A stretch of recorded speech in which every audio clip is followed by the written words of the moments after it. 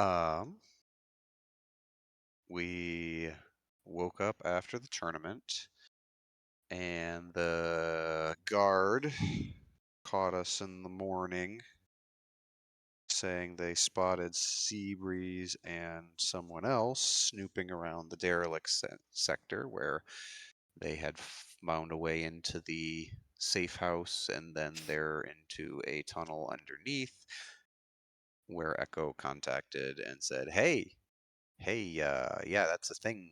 It exists, and I didn't tell you about it because you didn't ask. And oh yeah, we have a tunnel that goes all the Get way like 500 miles to okay. Sunbreak. Yeah. Oh, did I forget to tell you about the underground railroad that's in your area? Sorry. We're sorry. I Well, mean, you didn't. You didn't ask. I didn't tell you because you didn't ask.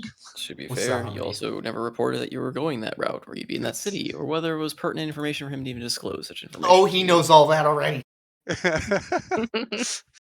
He likes to maintain his position of power. He likes That's to be asked. He likes to be asked. What a tool. Anyway, so the guard spotted them and in the morning confronted Anderos and said, "Hey, your crew was being snoopy." And he said, "Oh, well, news to me." And then went back and said, "Yeah, you all got caught being snoopy." And they went, Seabreeze became Alton and disappeared. And they convinced the guard that the other figure was just Granny Nightshade walking around in the nude. Hmm. After that, they prepped to leave. Andros sent or has Karjit departing once repairs are done with Dietrich in tow. Um, Hildy's got a drug problem because nightmares. And Pestles decided to down one of his brews while we were on the road and turned into a half dragon and roared at everybody and told him that, well, he talked with Faust. And everyone went, huh, interesting. Yeah, you forgot Anyway. the hours of brewing that potion. Yeah. We're all just watching him. Yep. He eventually like plucks a nail from himself and drops it in. It starts frothing. Then he drinks it. We're like, oh, damn it. Not again. We turned the horses into turtles and gave them existential crises. And then we continued on towards Sunbreak. In So not much happened at all. like 20 days of cart travel. 20 plus days. Cart travels and apparent shenanigans, and yeah, giving the horses Daisy and Humperdick. They have names now. they dream of being turtles now. I dream of turtles. Terrapin dreams. So yeah, there was a bit of that. There was a bit of so that the former safe house that you stumbled on, you found some kind of notes regarding regarding a bit about it, as well as the remains of some bones in the fireplace that led to that secret underground station. Absinthos had a bit of a recurring flashback to a memory vision from long ago. Session 2. Yep. It's been a bit.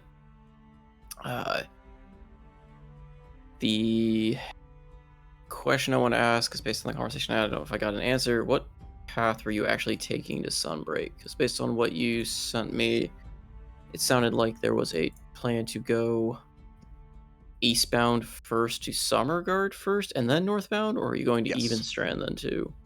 Nope. We are going across the heart of the across the heart of the kingdom. So Trotscaster, Summersguard, north to Dawnfield, and then to Sunbreak. Again, a road probably less traveled. I expect that there's a lot more travel in Luminessa to Evanstrand and then to Sunbreak that way. And Anderos is trying to stay a less traveled route. Not that it's not traveled, but not necessarily the preferred route to get from Luminessa to Sunbreak.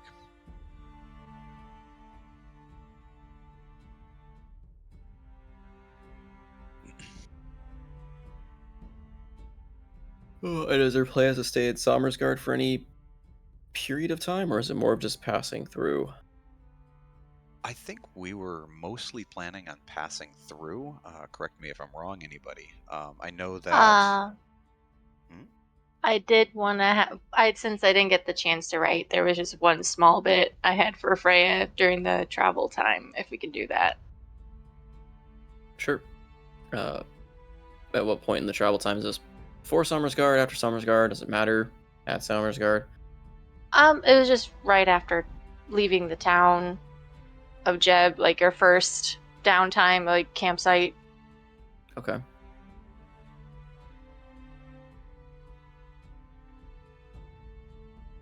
Could you switch How us long to is- the overhead? or Yeah, the that's what I was overland trying map? to grab. Where'd you guys go? Oh, yours is still there. Oh. Roll 20. Thank you. Need to delete the tokens because these are not where people are anymore. Yeah, how long is the travel going to take? So, based on roughly 24 miles a day, which is a pretty normal travel time, it will take us roughly 20 to 22 days. It's about 500 miles. So, yeah, probably about 20. We'd probably arrive day 22, 23. Some We left it, I think it was the middle of Uktar, meaning we should arrive more middle of Nidal. Okay, that's 4 void wishes. God,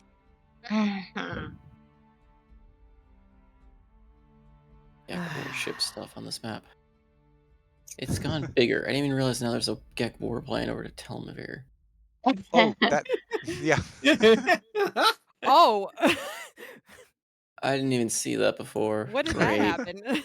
I don't that know. was Thamor. That was Noko just having fun. I remember it actually happening during one of the sessions. I don't remember that part happening. I don't remember. I remember the battle lines to Sunbreak. I didn't remember the trade route and Isle of Gek going to Telmavir.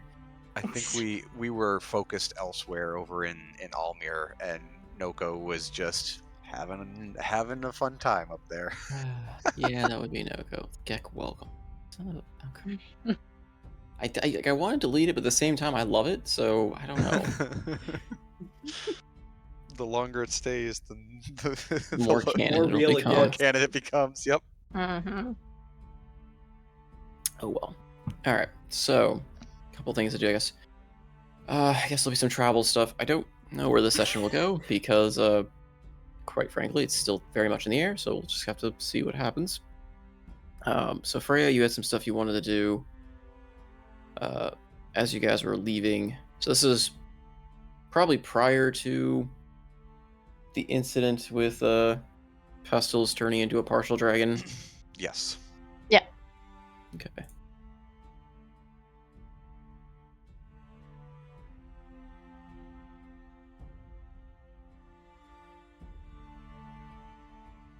You may need to remind me what it is, because if it was in our chat, I don't remember it. It was just a moment to talk with Elidith if there is any waters or streams, and it's mostly at night when everyone is sleeping.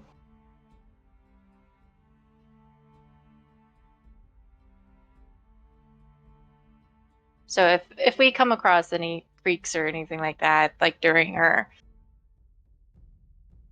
on the road Okay. kind of thing, so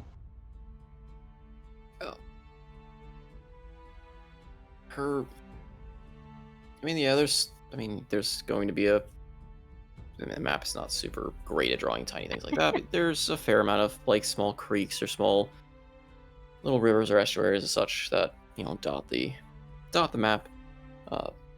I'm sure some point along the travels you would find one to try and reflect and talk to her. And as you try to meditate, kind of calling upon her in the still waters, her presence feels weak as you get Oh. closer and closer to Sunbreak. Which is even more concerning. Um, but still feeling the presence. I'm guessing she doesn't manifest in front of Freya at all, correct? Not in the full form as you've seen her before, no. More like the part of the water almost forms a disc, kind of. You can see her kind of the cloak, like veil visage, basically in the water, but not taking in like an avatar form. Okay. Yeah, seeing that she's still able to see her face in the water, a heavy sigh of relief will come from Freya, and she will just kind of break her meditation form and just lean in the water, just looking down at her. Ellie, oh my gosh, how long has it been since we last chatted? Almost, it feels like almost weeks. Uh, are you doing all right? I am fine. Though the areas here are saturated with the powers of another deity. Another deity? Is it is it Pelor? The sun god or some other? I would surmise so, yes. The overbearing presence of the sun is hard to miss. But that's not good.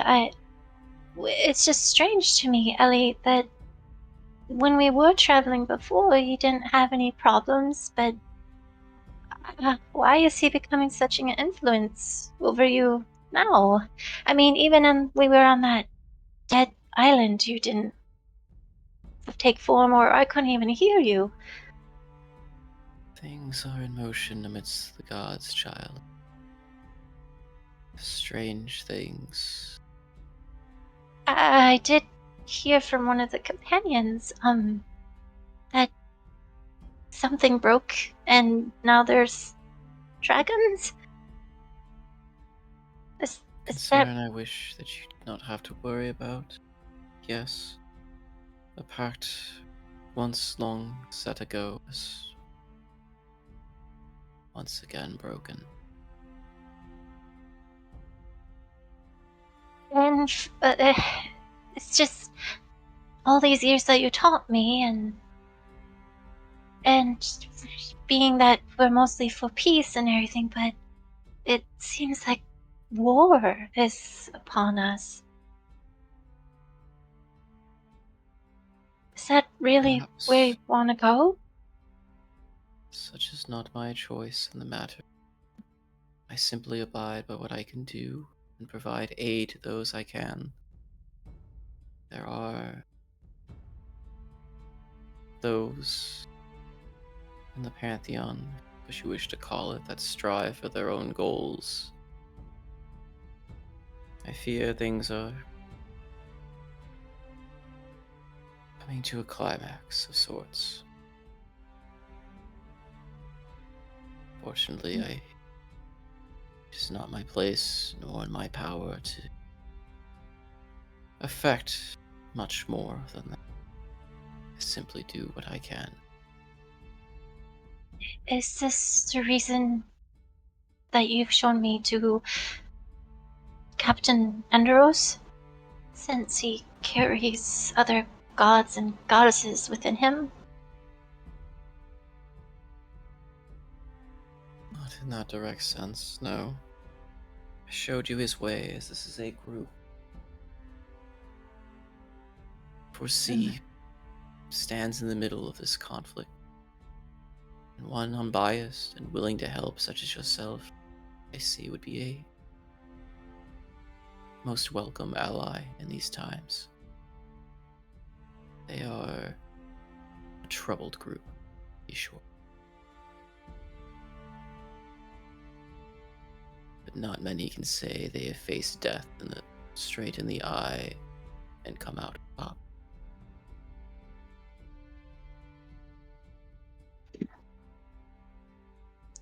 I see.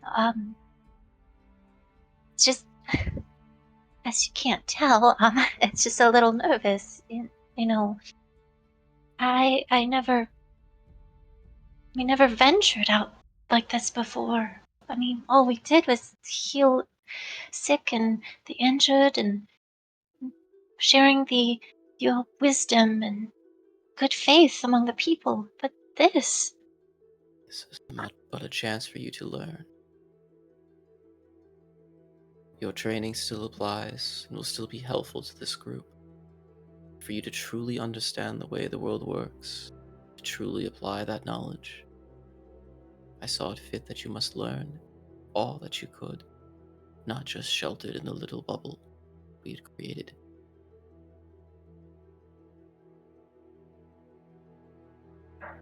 is this the reason why they pushed me away all those years ago?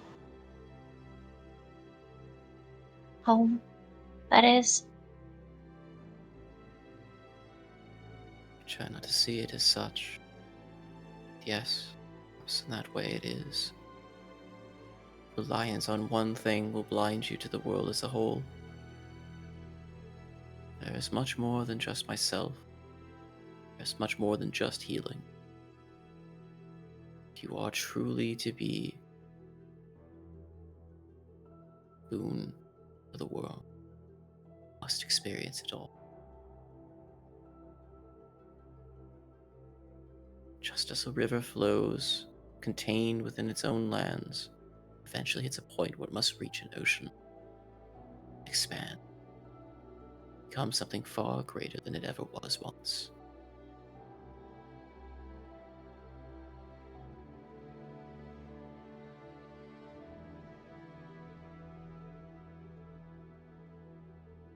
That's it's a lot to learn. You're not alone to learn it.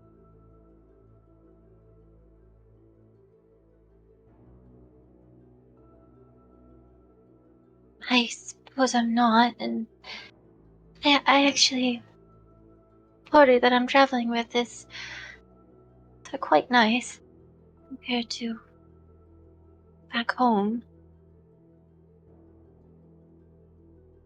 I've actually made a friend. Well, a couple friends actually. I don't know if they treat me as friends or whether just a companion, healing person, but take what I can get, right? You are learning well, my child.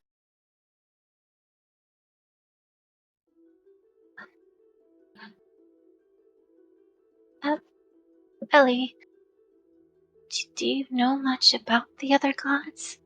I mean, do you commute with them, or They sit at the same table from time to time. The machinations of the gods with more power sometimes are beyond what I am allowed to intervene on and what I am allowed to say.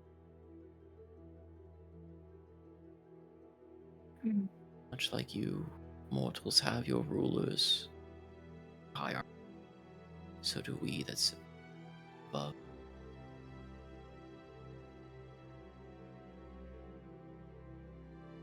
Oh, I was going to ask if you actually seen Saloon, but seeing that even the captain hasn't heard from her and what little of her grace in the sun moon overbears us, it's still not there. And now with this halo, there's what I've been told. There might be darkness within his worship. Such I is the trials of the mortals, as you have been taught, but now get to finally see.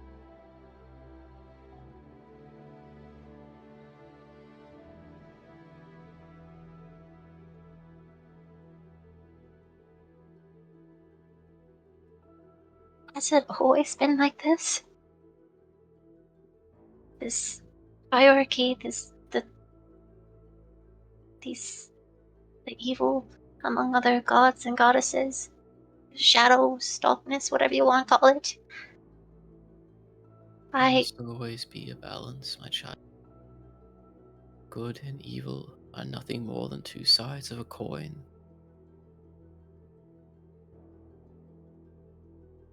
Would you call a river that floods and takes out a town evil, even if it provided life to that town for all many years?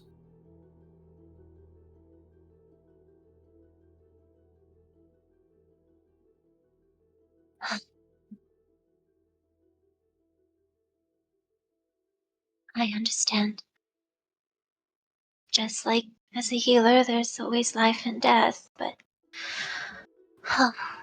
from what I was taught from home, my mom, uh, by chance you haven't heard from her, or have you been watching her over lately since we haven't talked? I know you're a busy person, it's just I I have do kept an miss eye her. on those that follow.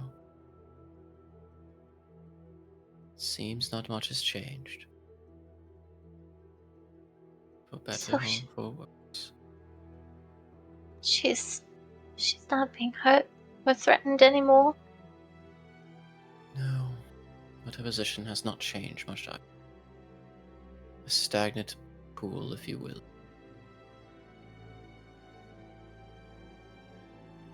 Well, that's so good. And she'll look away for a second and hold herself while brushing a stray tear from her face.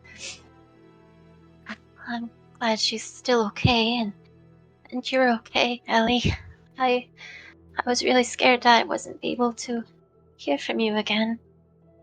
And of course, I didn't want to offend you by summoning you into, well, a bucket of water on the ship. I appreciate the sentiment. I will try to watch you as I can. Do not know if I will be able to contact you much once you get closer to the central worship his Palor. His followers have done something. His influence is much closer to the mortal realm than it has any right to be recently. A suffocating, blazing presence.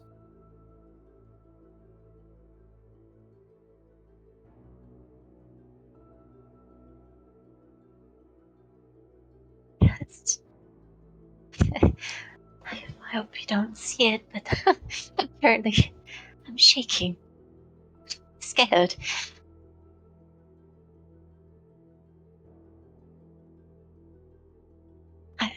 I hope. I just wish that there isn't a war. I do want to resolve things peacefully, as you taught me. Imagine that will be up to you and your party in the mortal world.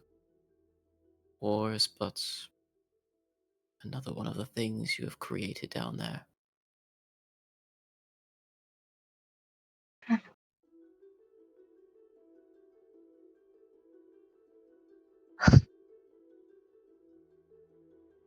And there's no way to fix it, is there?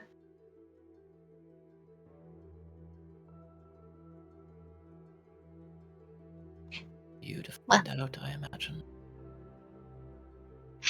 yeah. Yeah. You're right.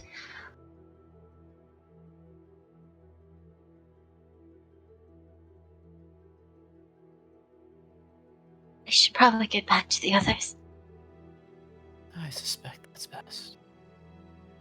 I will be with you, even if we cannot talk. Well, I wish I could hug you. But I suppose hearing from you is still comforting. Thank you, Ellie, for watching over me. Of course. There are a few that still revere the goddess of streams, when those that follow the water and the moon and the sun are more plentiful. So I thank you for still believing.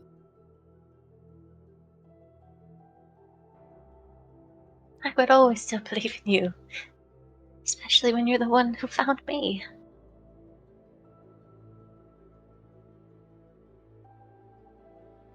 She Thank you. nods.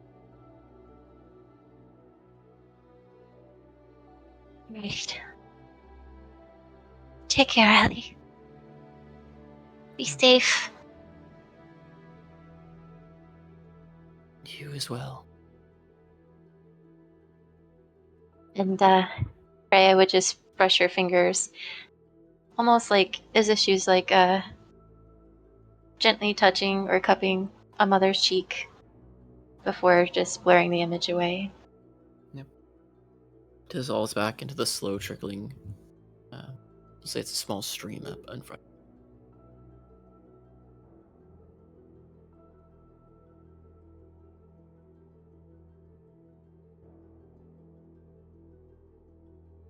I'm literally shaking in my chair. Hey. Fuck with Ellie. Pestles transforms into a dragon. And we had a couple of things pertaining some things in Summerguard that I will need rolls for. Is there anything else people want to do before Summersguard? Guess getting all the travel stuff out of the way before we get to Sunbreak. No, yeah, I think moving on to Summersguard, just a couple little things to grab while we're there. I can cast some wishes in the meantime. I can also DM you, since most of them don't really impact anyone or You say vicinity. this, and the last time you said that, we caused a hole in the ocean that transported a boat, so I have like a hole in the might ground and a impact hole the in the party. sky. Can we do a roll or two to make some greater healing potions? Do we get the materials to try and do that along the, or some Oh yeah, rolls to pick stuff along the like way? gathering herbs and stuff like that.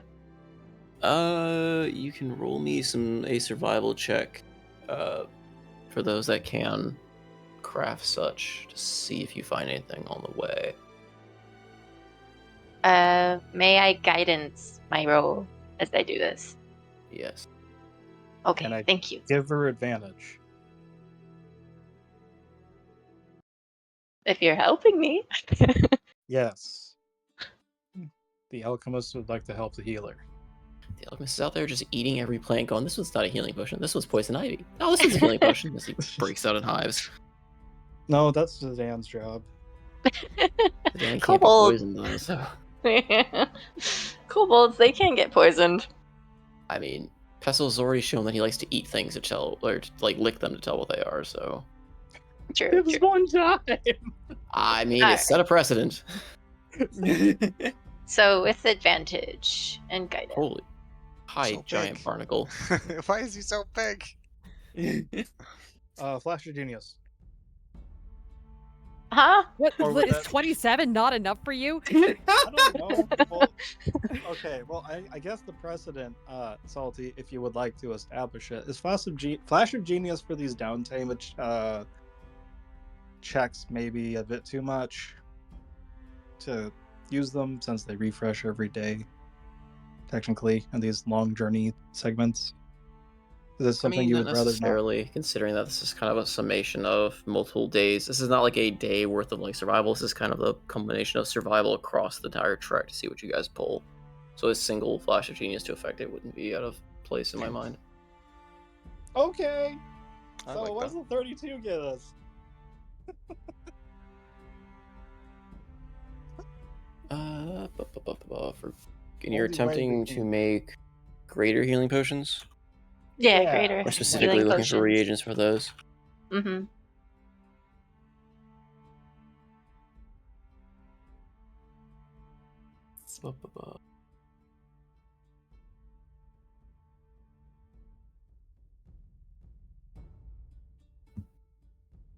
Me a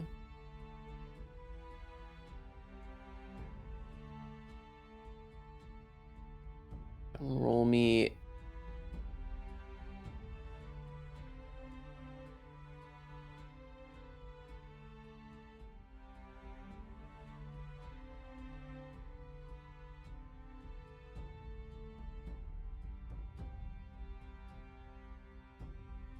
Roll me a d6. Okay. Yeah, d6. Oh, Oh, wow. Jeez. that's pretty Okay. good. All right, then. Yeah. You managed to create 8 total greater potions of healing. 8? Yep. So there's a +2 I was adding yeah. for the other roll. So you got All right. incredibly lucky. Good roll. Shit. Let's see if the roll will be average, but yeah. So All right. kind of maybe perhaps blessed by Ellie, perhaps blessed by the light that was growing here, or perhaps a mix of both. You find a fair amount of bounteous herbs on the way, and not under the watch of any radiant keepers at the moment in this lands that you manage to, with the help of all of your alchemist group, you have, so many crafters basically in your party. You manage to fabricate 8 over the course of the full journey, or create 8 of them. So that'll Okay. be for the stretch between there to Sunbreak. All right. Yeah, I'll take it. I'll take it. And I'll distribute one to each party member. Hooray. Okay. Righty. Let's see. Anything else, or do we do the rolls in Songer's Guard? I put a wish list in the chat, just seeing how far we can get Let me see. in that order. And that was a greater healing potion to everybody? Mm-hmm. I Wow, don't thank you. see. Oh, chat in Roll20. Oh yeah. No, if you want I me was to looking in the Almir Discord.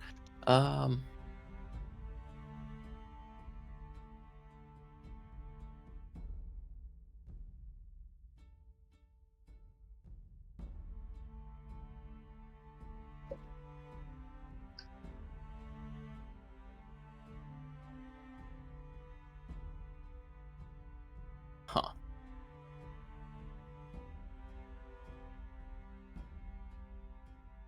Does healing potion weigh anything? Or am I just blind? I don't think it does.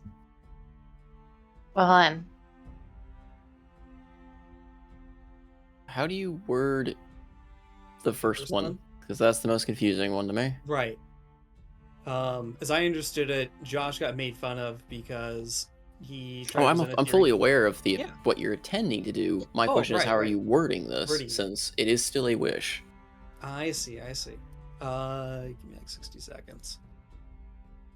Okay. Because the other two are pretty Yeah. straightforward as far as you could word that way. The other one's like, well, do you wish him to be like a metaphysical genius of the universe, or did you just wish like Josh suddenly just get his PhD?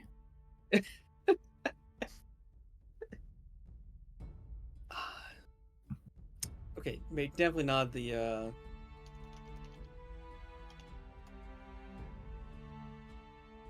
It says half a pound, so 8 ounces. half a pound. Here we go. I think I got wording here.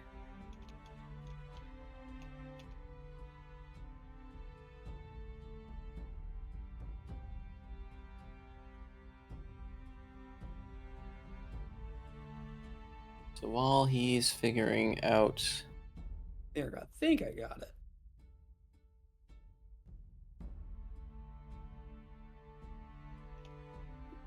be the only ones you're to understanding of the void. Okay. Somewhere something happened to Josh, apparently. Josh got a good night's sleep somehow. Alright. Who knows? Maybe it'll be the secret to making the dragon cannon. Alright, well, that result will not be known until I guess you dream talk to him again. And it might be a while for that.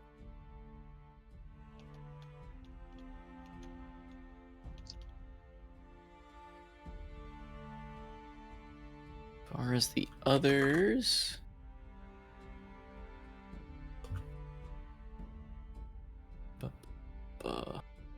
we'll get back to those in a second here, I guess. Oh, So my- oh, you're good. Sorry, I'm talking to myself. Okay, so in Sommersgar, we had a couple of requests from people to do some info gathering. Check and make sure I remember exactly.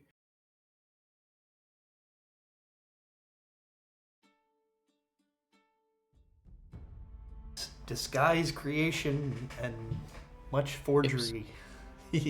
Some. Why is Thamor pushing attacking? Oh So- no. I guess the golden bean Bean? dissolves once more No! at some point during the. No go. He's just floating above the cart, and then Thamor flicks a rock at high speed, and you're. "Meow."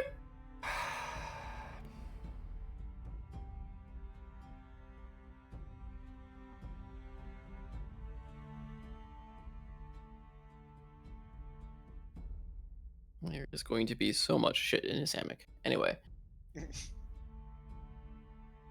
As far as forge stuff, let's see. So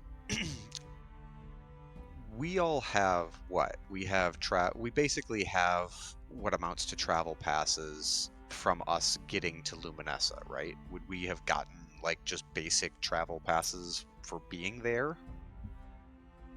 You wouldn't have gotten necessarily passes for being there because you arrived in the port and you are granted access by Toby at the dock. Sure.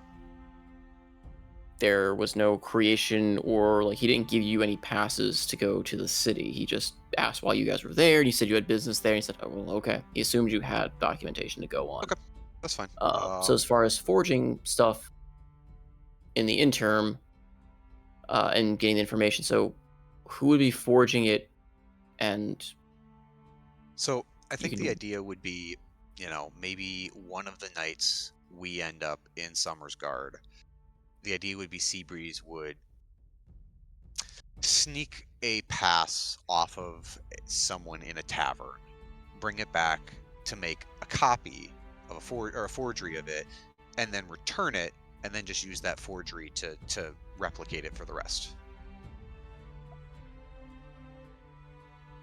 Just so that we're getting like the verbiage, what it's supposed to look like, if there are any seals or whatnot, we can create stuff. Anderos can create tokens with prestidigitation to match shapes and whatnot. So we could technically make a seal that we see there.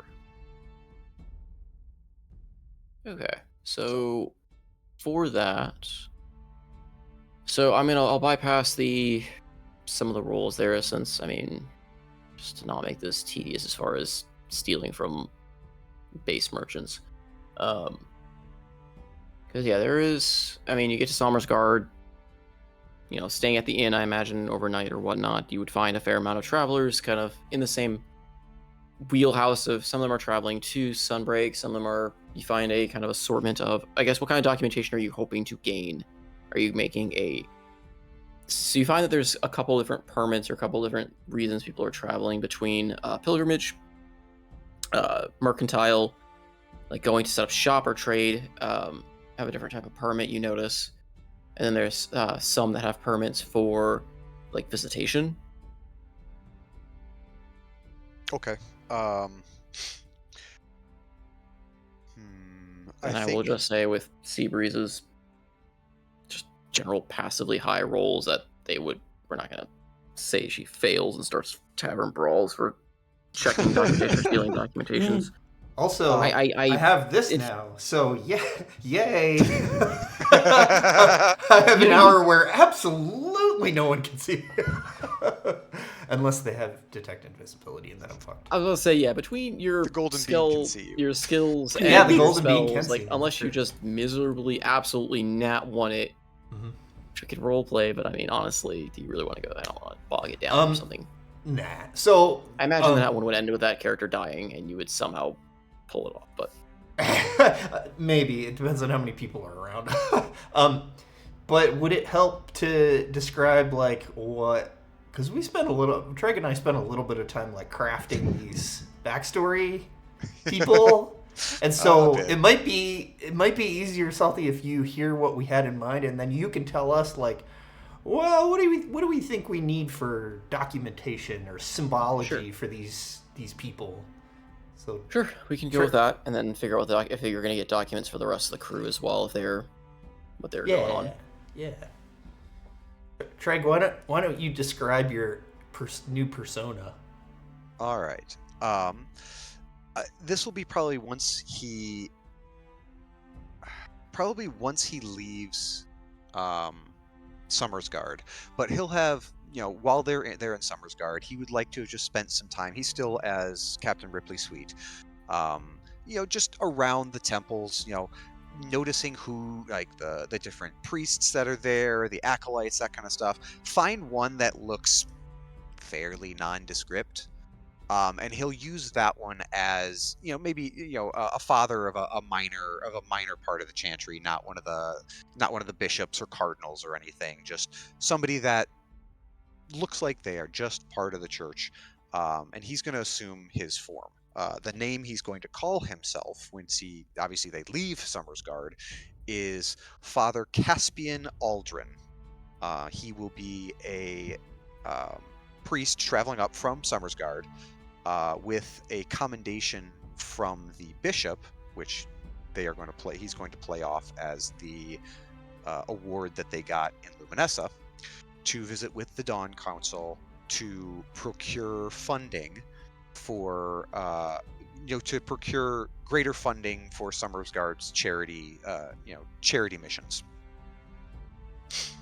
So he is traveling up from Summersguard, and from there he meets Trans's character. My character. So I would like to impersonate Radiant Knight,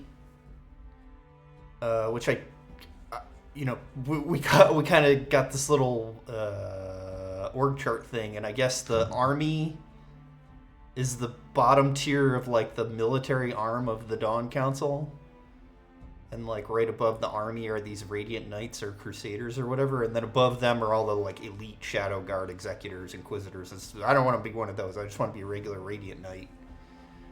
And the woman would be Adrissa Pentagast, and she's coming from, I don't know how to say the town, Daikeed? Daikeed. And she made up Father Magus, who sent her away because she's a pain in the ass. So she would just be like, Seabreeze would be looking for someone with documentation of at least an army person that was heading north on either a pilgrimage or a transportation type of like mission or whatever, what have you. And so whatever documentation, she thinks she can find on someone like that. Documentation you both want would actually be a bit more difficult because you're not coming in as outsiders, you're coming in as someone that's already internal to the city. The idea would, because you mentioned there would be like pilgrimage.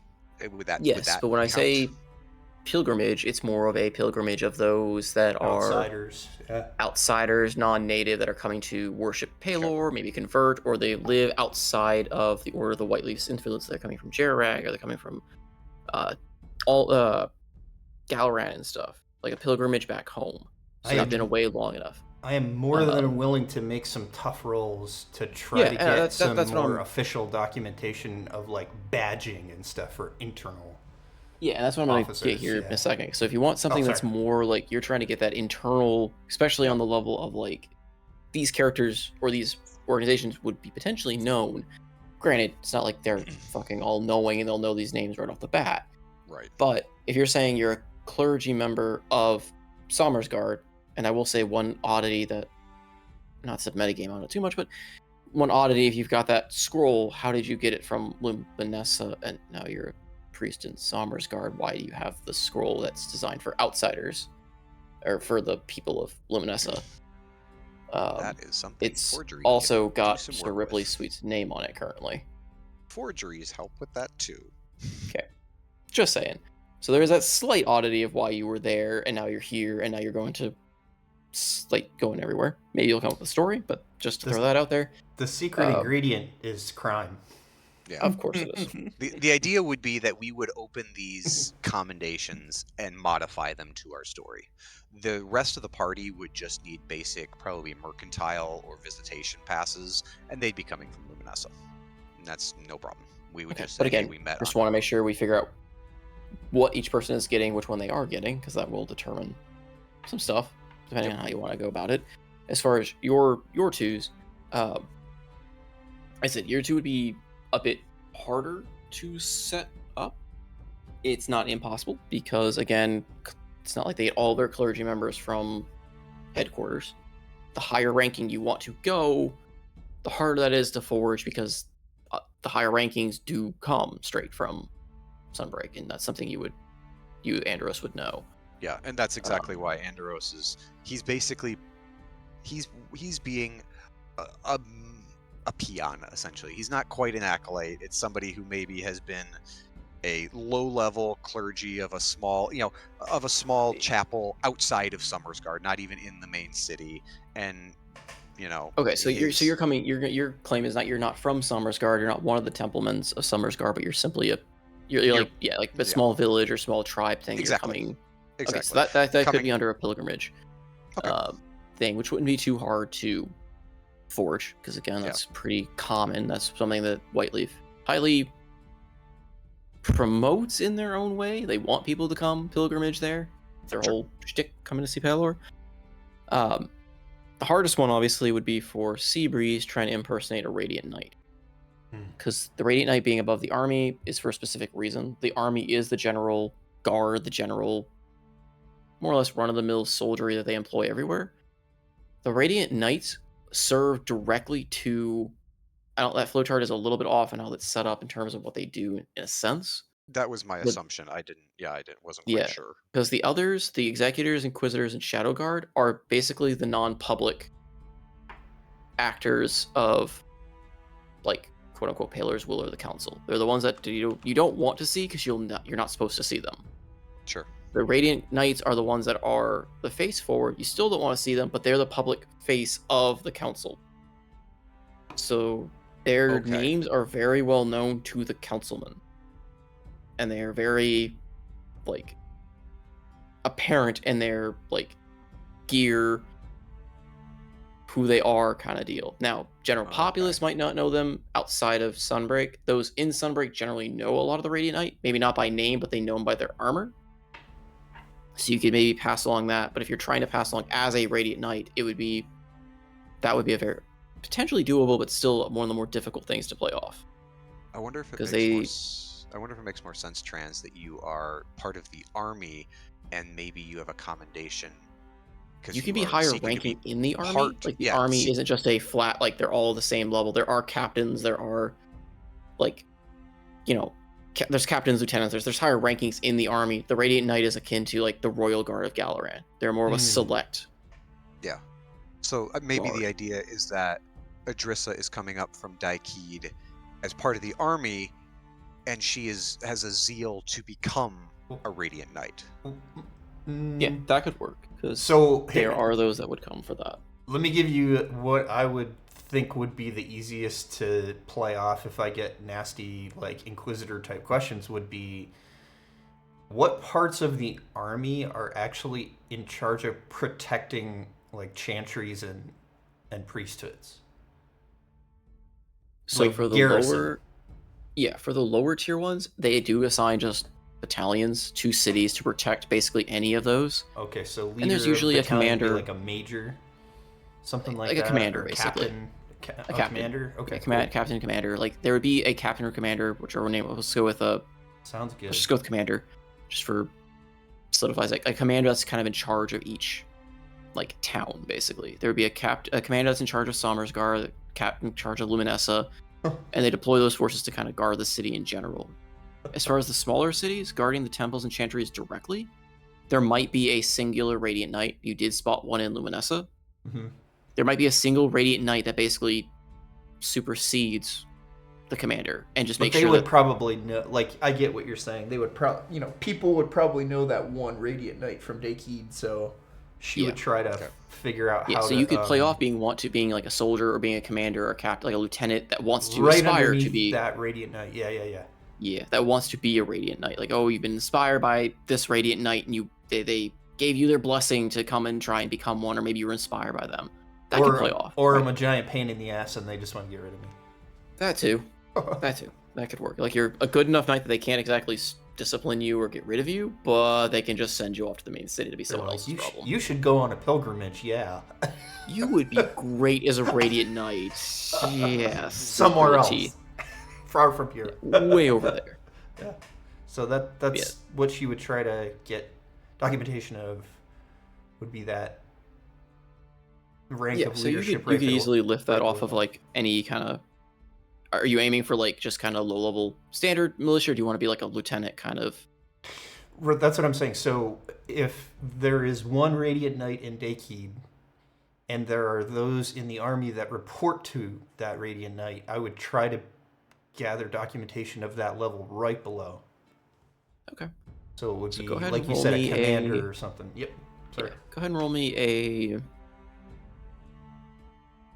I guess it'd be like investigation to sleight of hand to see if you can A, find said person, and B, lift it. Okay, so I would definitely use invisibility if I could, once I'd identified the person. So I'm doing an investigation first, right? Yeah, to see if you can identify. Okay. Yeah, if they're there, can you figure out who they are and all that jazz? Yeah. Let me get my. Okay, investigation. Come on, baby. That's investigation. 21. Okay. So you learn the name of the commander down in Dakeed that serves under the Radiant Knight there.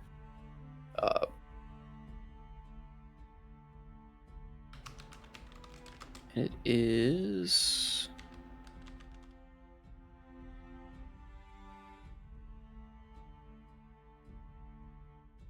Say it's.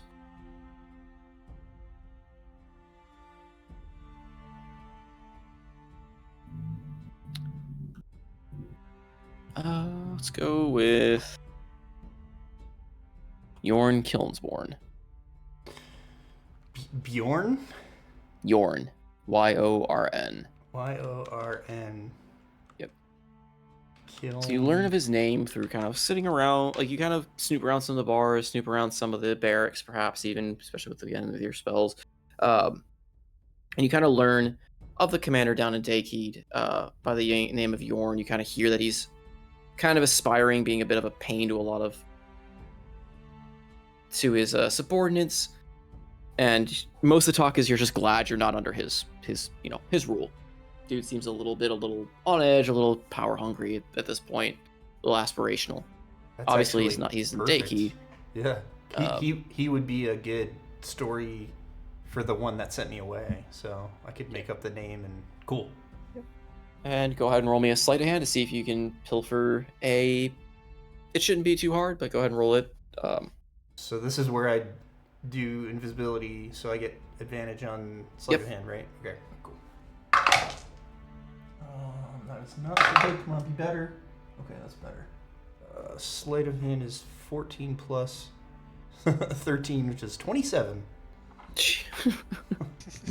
Yeah, you are successful in lifting a couple of example passes off some of the infantry and lieutenants in the area, so you can hopefully create a similar kind of ID paperwork for yourself to identify yourself, however you end up writing it. Cool. As far as the other passes, like I said, we'll just go ahead and forego some of the hand weights on the roll, since if you can steal off these guys, you can steal off the random drunk merchants and such that swing by for other passes. Plus, we're not under like a time crunch, so I imagine you're not under a time crunch. You're not under like observation or anything. So it's not like people are like actively on guard looking for you or looking for people. It's just a quiet town that's still pretty doing its own thing at this point. As for the other members of the party, what kind of passes and stories did you guys want to go with? Like, for those that are not those two, unless you're going to join them in that story, are you traveling to Sunbreak as merchants, pilgrims, travelers, or visitors?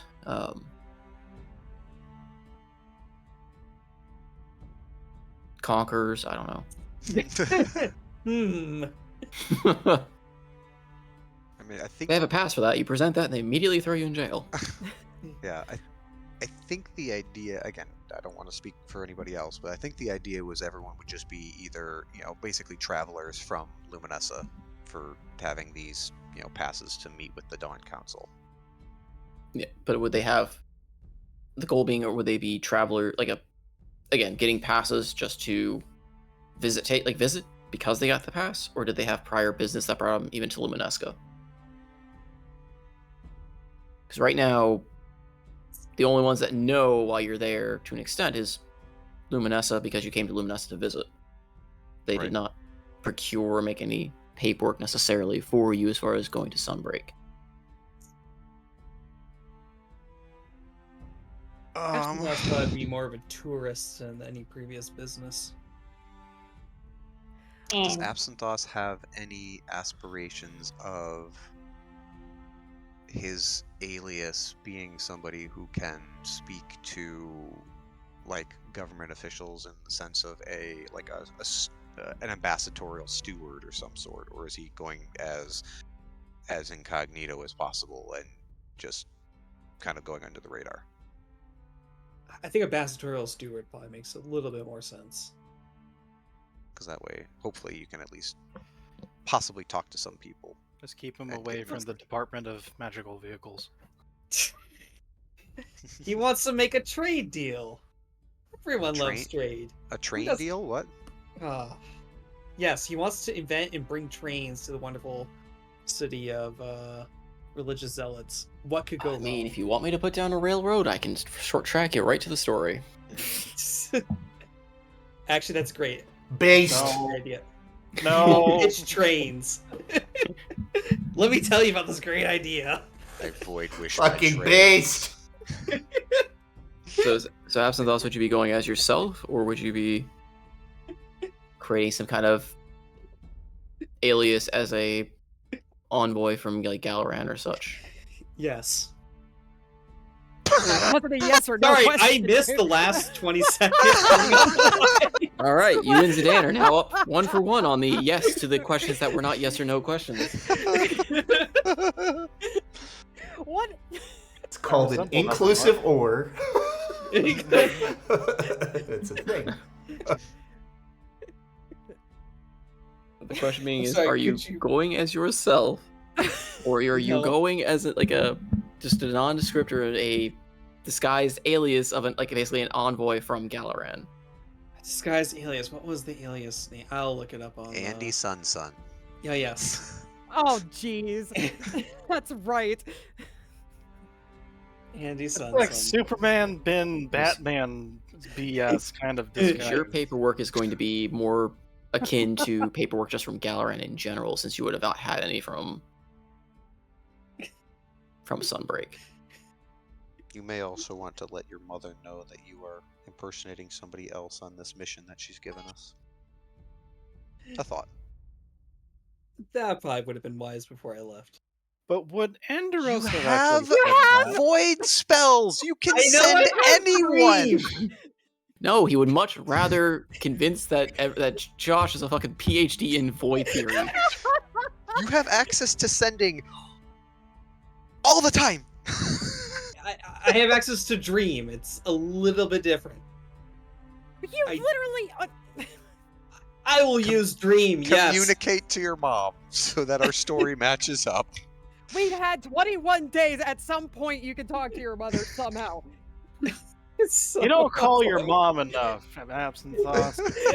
She's getting up there in age. I know she looks the same as she did 30 years ago because of the blood of innocence that she bathes in every night, but still, there's gonna be a day you're gonna regret not calling your mother. Worst part is she probably wouldn't be even surprised that you're trying to appear to her in her dream. She would just probably sigh and be like, alright.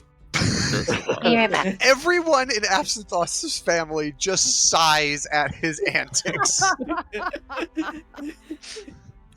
Your dad did it first, now you. What was that noise? It's Absinthoss. He's in your dreams. Oh, sorry, the car alarm's going on outside. I have to go check out too. Oh, never mind, it's my mother-in-law. Sorry, yes, we'll edit that in That's post. okay. Rain and I think we're staying as the alchemist and alchemist mute. I think that we'll Co-worker. probably because the idea is to we want to do some information gathering as far as like the crafting and trading circles are concerned. So I guess it would make the most sense for us to be posing as merchants of some kind. I mean, does that make sense to you, Treg? Yep. Okay. So you could, yes, you could pose as merchants. I mean, with your knowledge, Hildy, as well, you could even attempt to try to forge. I could try and, if you succeed on a roll kind of deal, potentially even try to forge documents that say that you're coming from Jerrag, like as a joint or like contractor-esque. Oh, yeah, I'd be willing to try that. Because the guilds do lease out people to an extent, or go out, especially, Orzhov has a lot of these type things where they go out and have those expedition or joint like resource gathering type things. So if you want to roll me a history check, we can see if you remember how to make one, considering you were from the Izzet. Sure. Okay.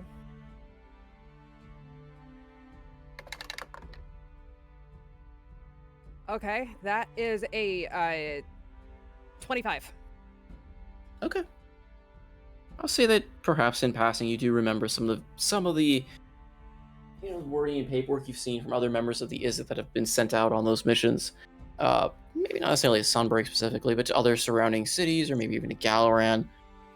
Getting those permits from the Izzet, you think you can kind of transcribe it over to whoever's forging all this, to create documentation that states that you are coming from Jerrag with the intent to share knowledge, basically. Okay.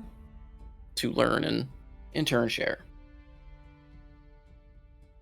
And I imagine you're going to pass it along with Pestles as well, as kind of a research assistant type deal. Yeah.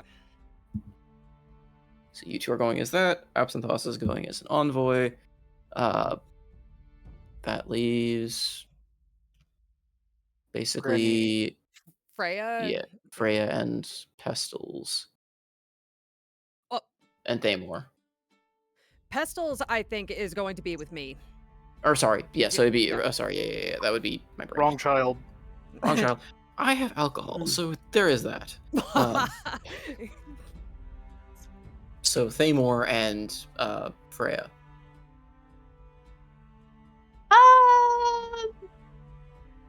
Maybe only alias I have is Granny Nightshade.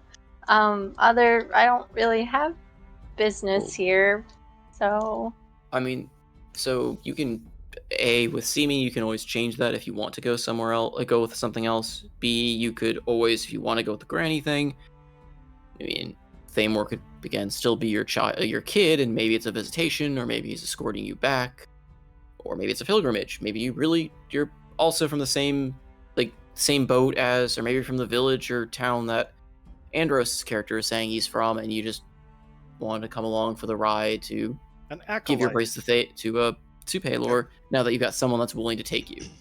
Yeah, you could be an acolyte of Paylor who is traveling with Father Caspian and Aldrin. Because Sunbreak is considered a holy city of sorts, so.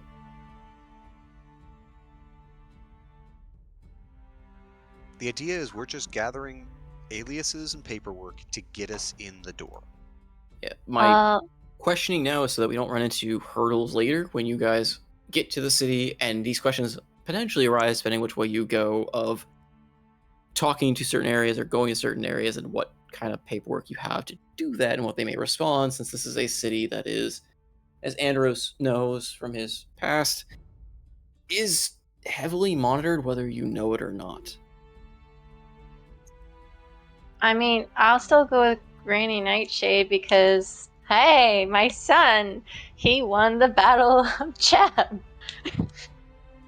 Except Thamore's changing his alias. Now he's Fool. Is he? Oh. He's Fool. Oh. He's a fool. Okay, I I missed looked at that that because word I and it had comes up as urine. So I Noko's definitely missed apparently that pissed. because I had to go downstairs and the car went off. He says, Um, Thamore shall be Fool, the master fisher with his fishing pole and hidden halberd. Yeah. If you look up that word, apparently the definition of that word is urine used to treat leather.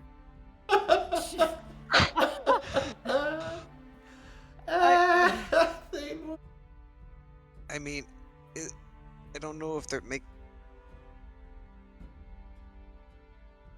I mean, the whole story of Paul and his grandmother from Luminessa makes a lot of sense, but whatever. I mean, he could also be a slightly if you want to just have some fun with it, he could be a slightly delusional son that thinks he's a master fisherman, and that's why Granny's bringing him to Sunbreak to cure him of his No, he says find delusions. Paul. He likes Paul. Sounds good. well, I don't mean to like if Thamor wants to do his own thing, that's fine. Otherwise, I'll just pretend to be an acolyte. I just missed what he said the first time, so It's in chat. Discord okay. chat. Discord chat. Okay. Yep, but he says it's fine, Paul. Oh no! Okay. Oh no! Maybe he's not fine. He's not fine. I Well, I figured. will ask, if that's the plan you were going with, Noko, what would have been your purpose for going to Sunbreak as a master fisherman, and what credentials are you creating for such? No, That's what you're. If that's your plan. He's a seagull vermin hunter. Rid. Okay. Well, White if leaf of anything, seagulls. I'll go as the acolyte as Paylor, just fresh and bright, and go with Mira Schilling. Okay, so you're gonna take a different form with seeming, or you still want to go with Granny? Yes, a different Okay. form of seeming. I got a picture, so. Okay. So it does leave Thamor then, as far as if you are going to be the guy. Oh, that was Thamor that posted that for a second. I got really confused. No. Okay. So yes, if you're doing that, if you're an acolyte under Andros's character, Thamor, if you're gonna be Fowl, the god of fishing, what are you creating to get to Sunbreak? Like, what documentation are you trying to go under then?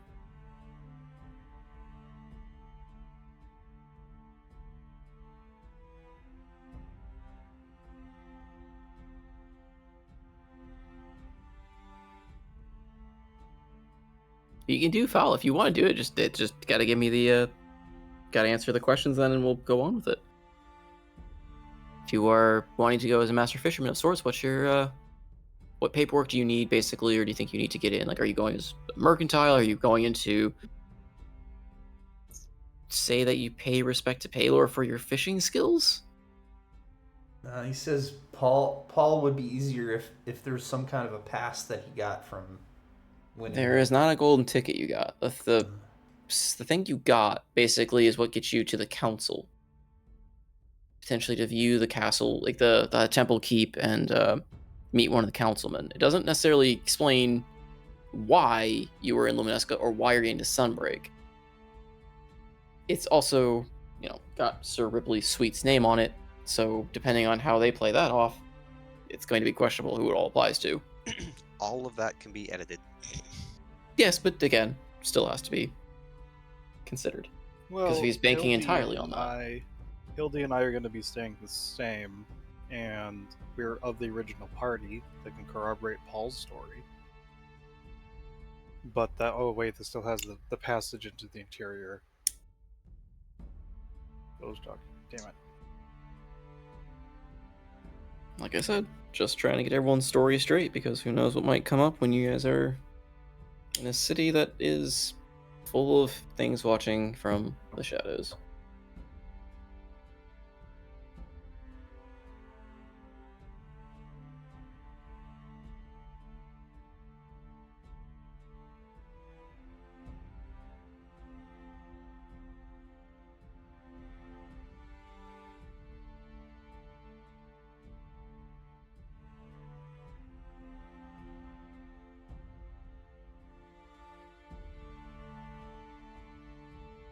that sound accurate to everybody? Mm-hmm. Oh, I forgot Seabreeze. That's good. That means she's very stealthy. Yeah, visible. So Thamor, are you playing off that you were just a resident of Luminessa that happened to rise to fame and decided to embark on your fortune with that? Like stable boy become god kind of deal?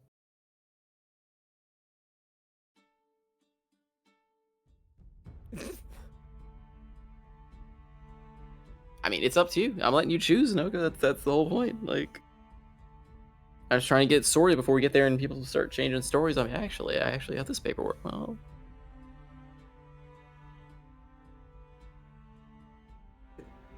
It's okay, Noko. Bean is just gonna eat all your documentation anyway. it's just gonna rat you out. Bean's gonna fly to all the Radiant Guard in the city and be like, "Hey, That's Almaty Cat is actually."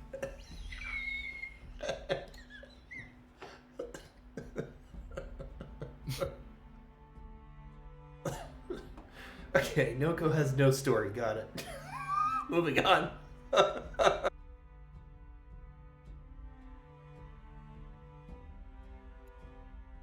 The hero of the festival.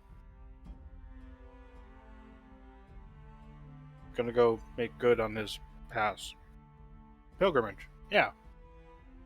So we've got four of our crew are still keeping with the story. They're coming from Luminessa. Absynthos, he's still got the same name, so he can keep the Luminessa commendation as it is. Hildy and Pestles, same thing. They're coming from Luminessa. And Thamor, he's coming as the champion of the Day of Jet. All four of them can keep the documentation that we received. The other three of us, Andros, Freya, and Seabreeze, our commendations will either have to be modified, or I don't know if Freya will even need one, but that would be what we would need to do, is modify 3 of the Day of Jed commendations and to match our stories. Does that all sound correct to everybody? Sounds right to me. Yep.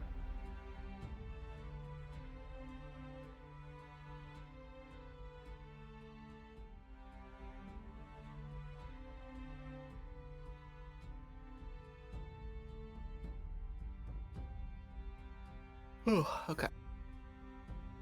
Yep. And so, and also Hildy and Pestles have a merchant envoy, but they also have the paperwork from, or forged paperwork from Jerreg, saying that they are associates with them, basically.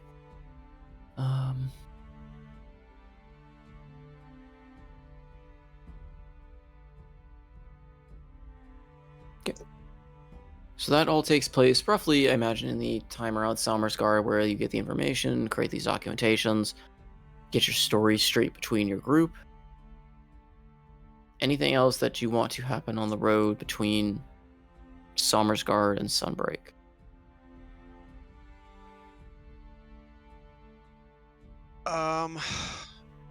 Andros will probably just give Karjit a quick ring, 15, 17 days into their journey, just to find out, at this point he's probably departed from Luminessa and made his way southward, and just checking in to make sure everything is hunky-dory. You mean northward? No. Basically, he's talking with Karjit, and he told him to sail southward to Drakesport or Jerrag to basically hunker down until okay. You told him to go south, right? Okay. Yeah. So just calling. It doesn't even have to be an RP. Just checking in, making sure Dietrich didn't suddenly escape and kill everybody or something. Just, just checking in on He his reports that they get the repairs are pretty much patched up, or at least what they can get of it, with what materials they could get or salvage around.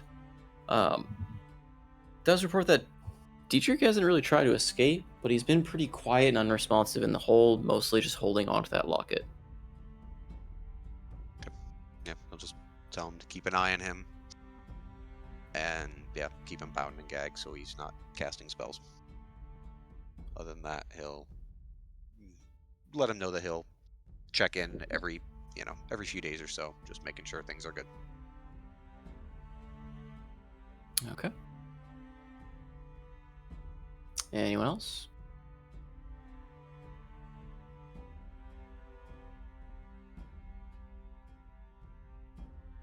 I'm good. Imagine Yeah. being in this period of time has been killed and resummoned multiple times. No, By Seabreeze Pebbles. gave up resummoning Bean after 1 or 2. That's that would be cruel to just keep bringing him back and then have Thamor repeatedly Pebble kill him.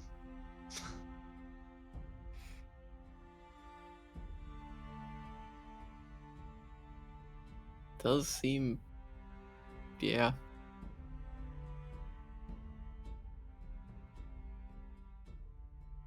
Has it mainly been humanoid and near humans only? So there's no monstrous races walking around?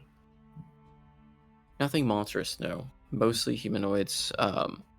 Contingent of guards every now and then, like part of the army kind of traveling along the roads, but mostly just caravan, like general cherry caravans. You pass some, general pilgrims, kind of mix of those, just kind of dappled in like white robes or such, just kind of all making their way to Sunbreak. Those coming away are mostly seem to be like trade caravans or smaller parties as well. But the roads in this area are pretty heavily monitored, so there are very few like encounters with any like banditry of any sort. It seems like the closer you get, especially to the capital, the higher presence of the armies seems to become. The higher the presence of the army seems. Gotcha. So they maintain a pretty tight hold on their land.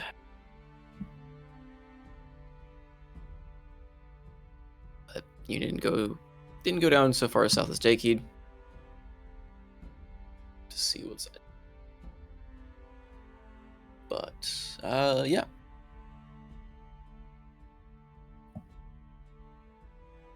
Okay. Fuck.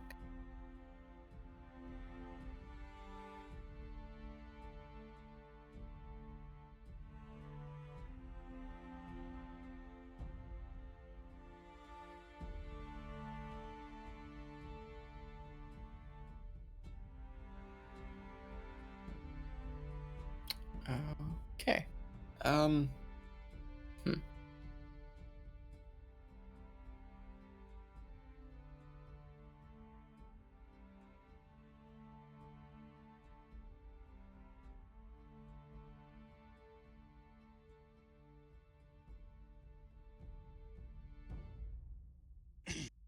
So after...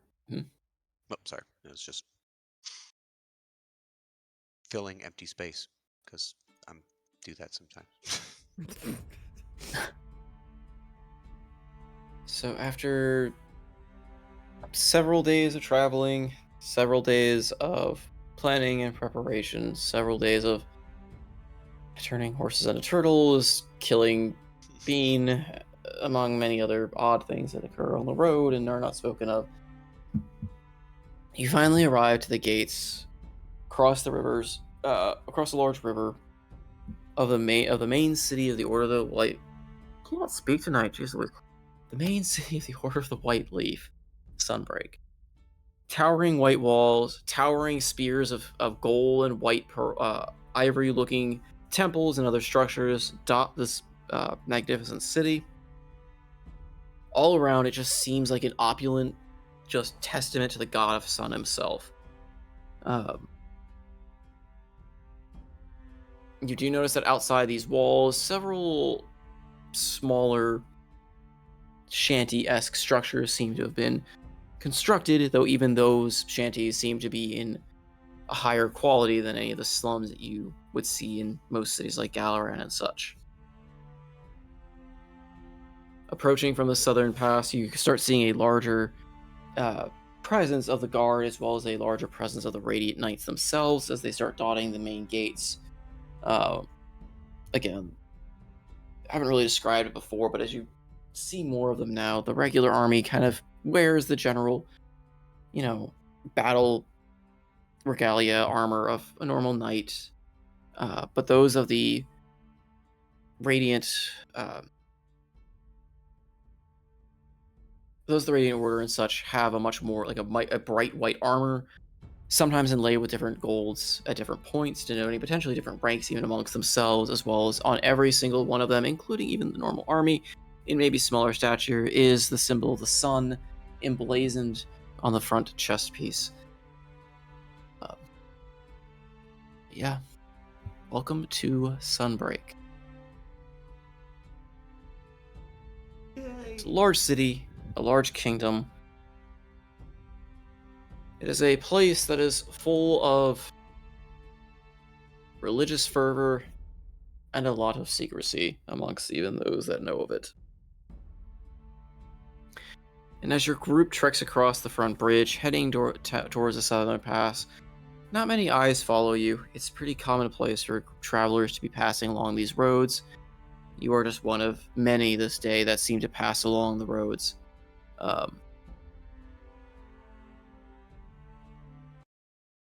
As you approach the main gate, two guards stand around the main gate. Several other dot the towers and parapets around the gate, as well as a Radiant Knight seems to be overseeing the entire operation as well, standing head at the door, listening in as those guards are screening all the passerbys as they come through. I am asking if you guys are waiting in line, because the last time I assumed that we had two party members that decided they wanted not do anything with line. So I look for cracks in the in the wall. Oh boy. No, I don't. I stick with the group. Familiar half-orc pops his head out. No. Yeah. You again. Me got new job. I'm your boss here too. Me did bad job, Galaran. Me move Sunbreak. Me good job now. You're still doing a shitty job. Shiny door.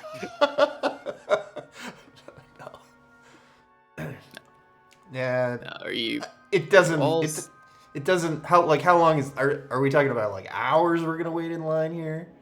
No, it seems like the line is actually pretty minutes? quick between. You notice that as the line is moving, there are several that are let in and several that are turned away. But it seems to be relatively fast how quickly they're able to process this group here compared to the queues in Galaran. Okay. I turn to Father. Oh, I gotta get used to it. Father Caspian.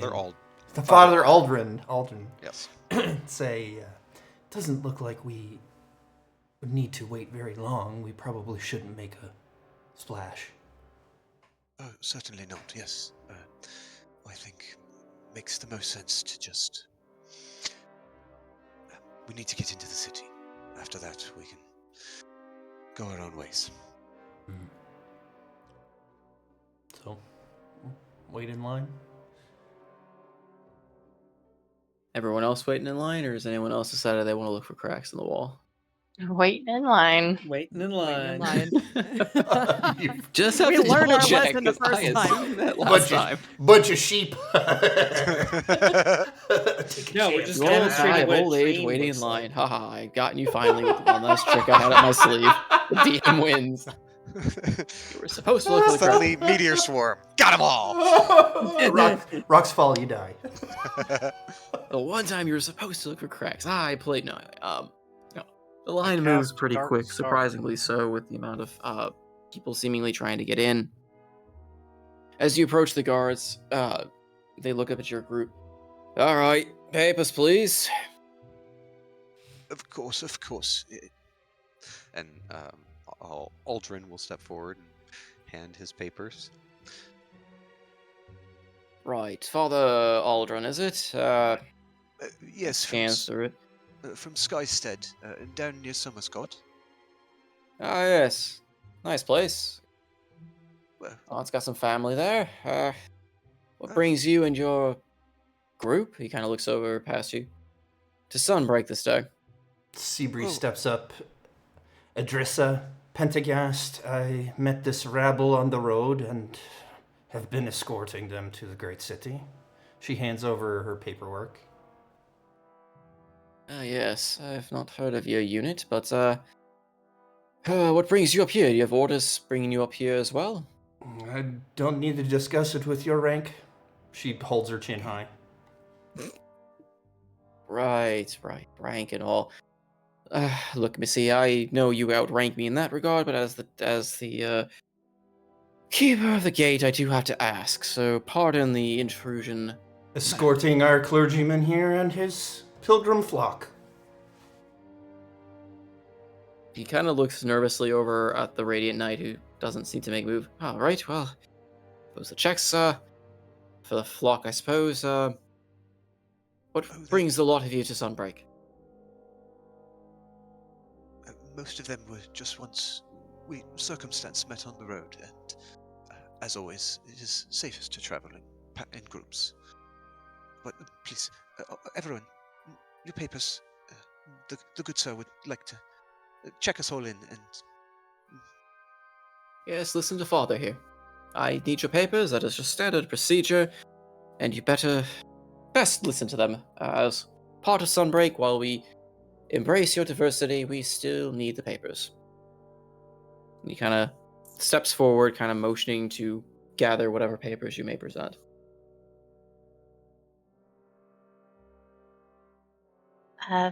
Freya will step forward. Oh, pardon me. I am so sorry. I was just letting the others go first, but I am freshly acquainted to Palo, and I just finished my training, and I was supposed to be signed here soon. But She hands over her papers. He takes it, hopefully- scans it over briefly. Oh, another one. Lovely, sister. Well, may Palo bathe you in his light. And so he may, as you. Excuse me. So he may will be. Sorry. Freshly You'll ill. get it in time. it They is all all right, do. sister. It is all right. It can be intimidating here. Yeah, well, a little. I'll get it. I'll get it, Father. I gotta rehearse You are doing tonight. you are doing wonderfully. Once we get in, we can settle and regain our composure with our prayers. Yes, of course. It has been a long bit of travel, as you know. Winter months are setting in. Hmm. Yeah, it has been cold on the road. Yeah, far too cold. And she just smiles brightly. The guard just kind of sighs a little bit. Right, okay, well, what about the rest of you? Andy Hildy sends will- Hildy go ahead. first. Oh, all right, okay. Yeah, Hildy will just grab Billy's hand and just walk up and present both of their papers to the guy. Yeah, the mercantile papers and the JRAG, or just the mercantile?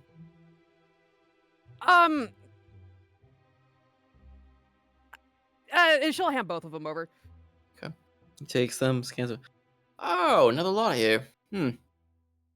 Quiet. I don't know why I just gave him a British accent of all sorts, but I'm gonna roll with it. What did he say to what a Another lot of you? another lot of you or another liar? Another lot of you. Okay. Phew. Getting more from you fellows down in JRAG. Bit of the smart sort, aren't you? What was that last part? A bit of the smart sort, aren't you? Well, I'd like to think so. Yeah, but can your science tell me why Palo's sun is in the air? Can it? Oh, brother. And she shakes her head at the guard, but like sympathetically, just to be like, I've given this a run, right? See, your science ain't no match for our faith. You best remember that while you're here. I wouldn't dream of any other way, sir. Yes, I shall endeavor to keep them in line. Of course. Good, sister. Of course, sir. There is no need for hostilities. Oh, no. Not hostilities, never. Just a casual reminder that here, faith trumps all, and that while science is viewed as a necessary deviation from the books, it is should not come above our blessed Palo, of course.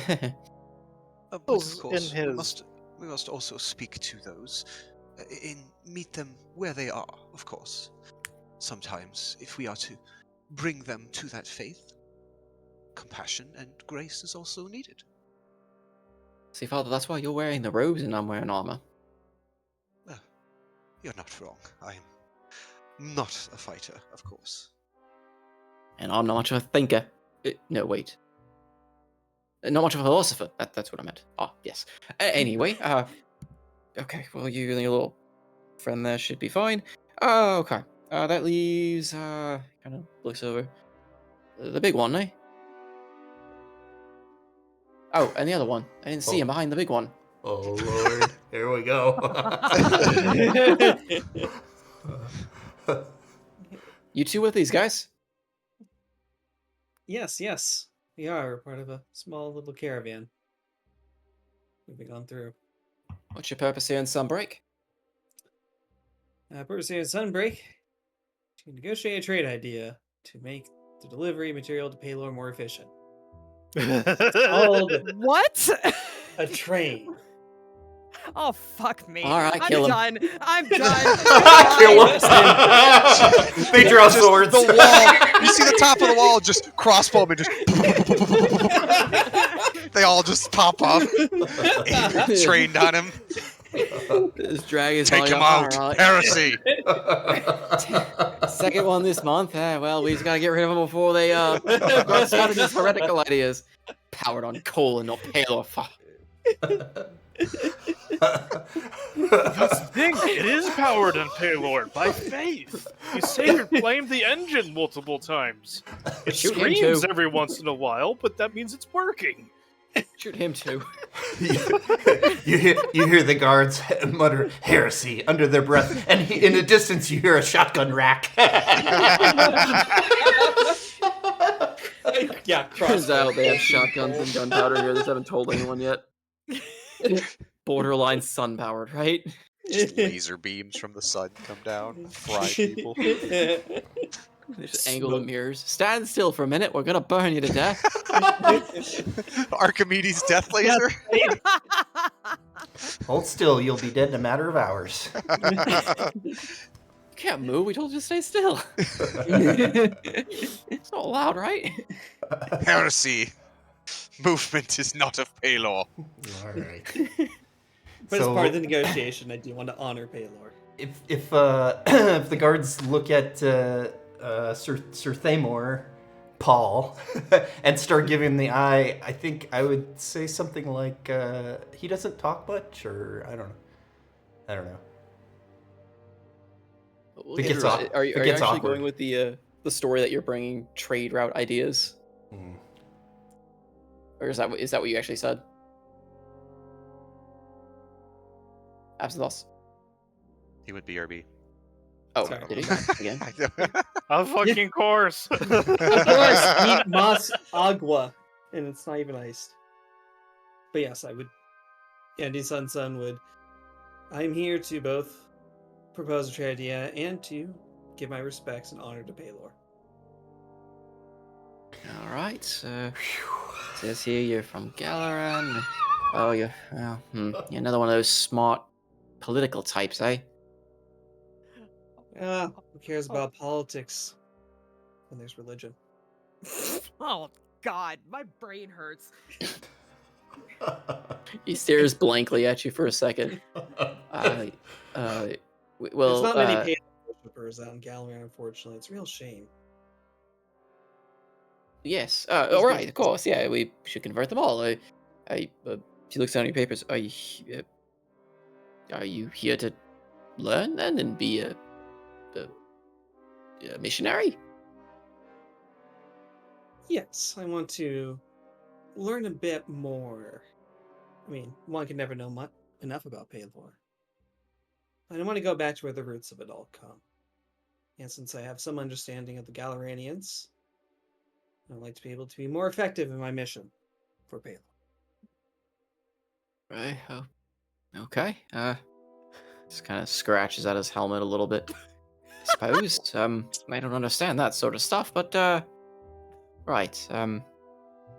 Looks over at the Radiant Knight, who again stoically is just standing there, doesn't even seem to pay any mind. right. Well, he's not saying anything, so I guess that's good. Okay, well, I suppose that's good. Right, and that leaves your big friend there. He doesn't talk much. I do remember him saying something when he did speak. He was traveling up from Luminessa. He has a commendation of some sort. Oh yes, I actually heard from Luminessa that he won the tournament of Jeb. Single-handedly, I Oh, heard. he's one of those citizens of. Yeah, he almost called you a hillbilly. Right, Nope. well, let me see the paper. I imagine Thamor would hand it over of some kind. I'm Oh, imagining boy. barely restrained fury at the comment. It's on the end of his halberd. Fishing pole. And he takes it, like, Fishing pole. gingerly with 2 fingers. Right, Oh yeah, fishing pole.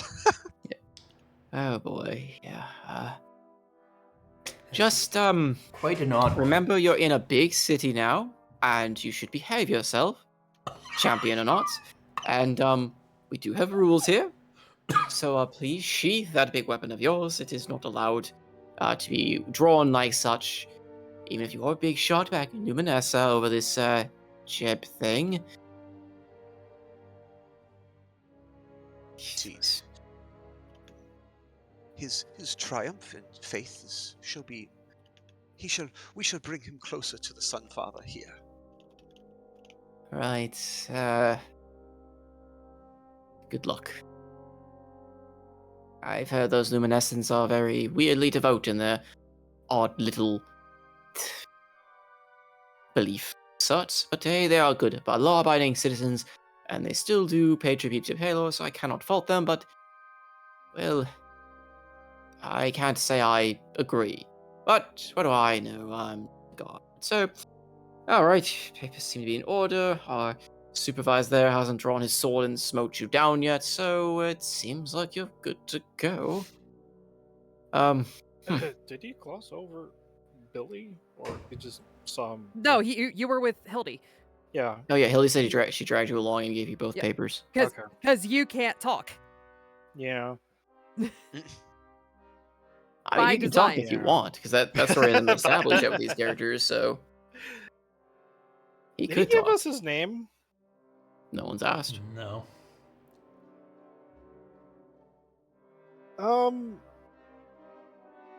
I would try elbowing Hildy, or rather, damn it, I need to put these on a sticky note. What is Hildy's disguise's name? Oh, it's right there. No, it's just our. I'd write on a strip of paper, what's his name?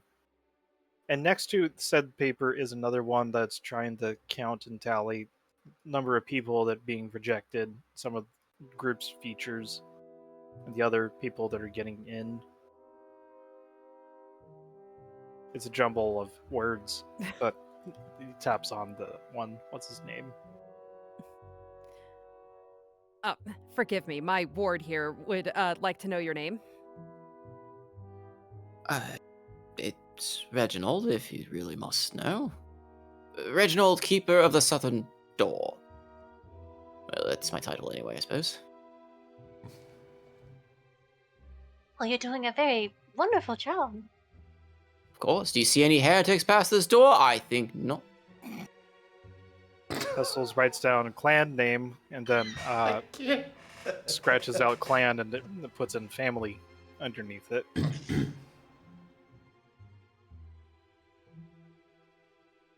Taps insistently. What? Assuming he has a last name, family name. What is the intent? I understand that. I'm just wondering why Billy needs to know that. Let us young be Billy. in. Yeah, young Billy, let us not keep Reginald's time anymore. He is doing the Palor's important work. And I Yes, you roll. got quite the line backing up behind you. Let us go. I roll and kid elbow shrug miffed. You'll have to forgive him. He's a curious little lad. Yes, you science types always seem to be that way, wanting knowledge that has nothing to do with anything. You should be asking more about Paylor. Why the sun is so bright and radiant this day instead of what my name is. Well, now you know. Hope that doesn't get back to me in some weird way.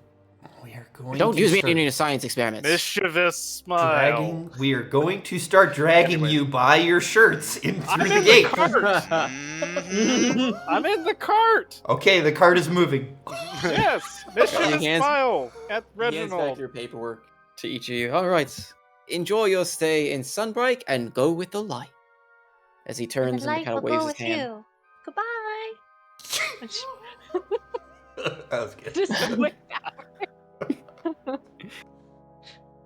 Oh, she'll learn. She's new. Okay.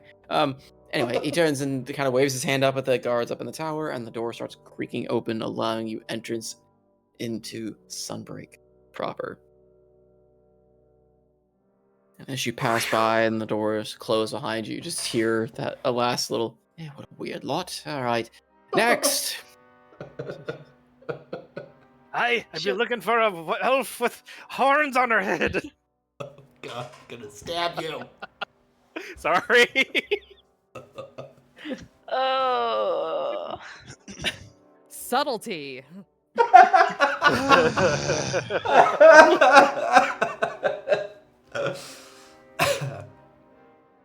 Why do you think I asked for all the paper beforehand? Because this may not be the only time I'm going to have to ask for all those stories. We definitely leave Absinthoth behind. He's He's still going over the concept. oh darn. And Thamor is You will just bring not down here. the city with trains. You just see wanted posters up on the walls of a certain reptilian-looking character, wanted for asking questions about the starry sky. Oh, jeez. No, Oh, cool. no, I'm kidding. No, there's not. He's not that Hilarious infamous if yet. it was. So so you we've got Just a head of lettuce. we've got all these districts in Sunbreak. Yep. So it is a massive kingdom. Like this is their main hub. I know it's a massive map, and there's not a lot of other high detailed stuff yet because I had no idea what was going to happen or where you guys are going to go. So I figured I would kind of open that up as far as Andros knows better than anyone. I imagine he would fill you guys in with this information going in.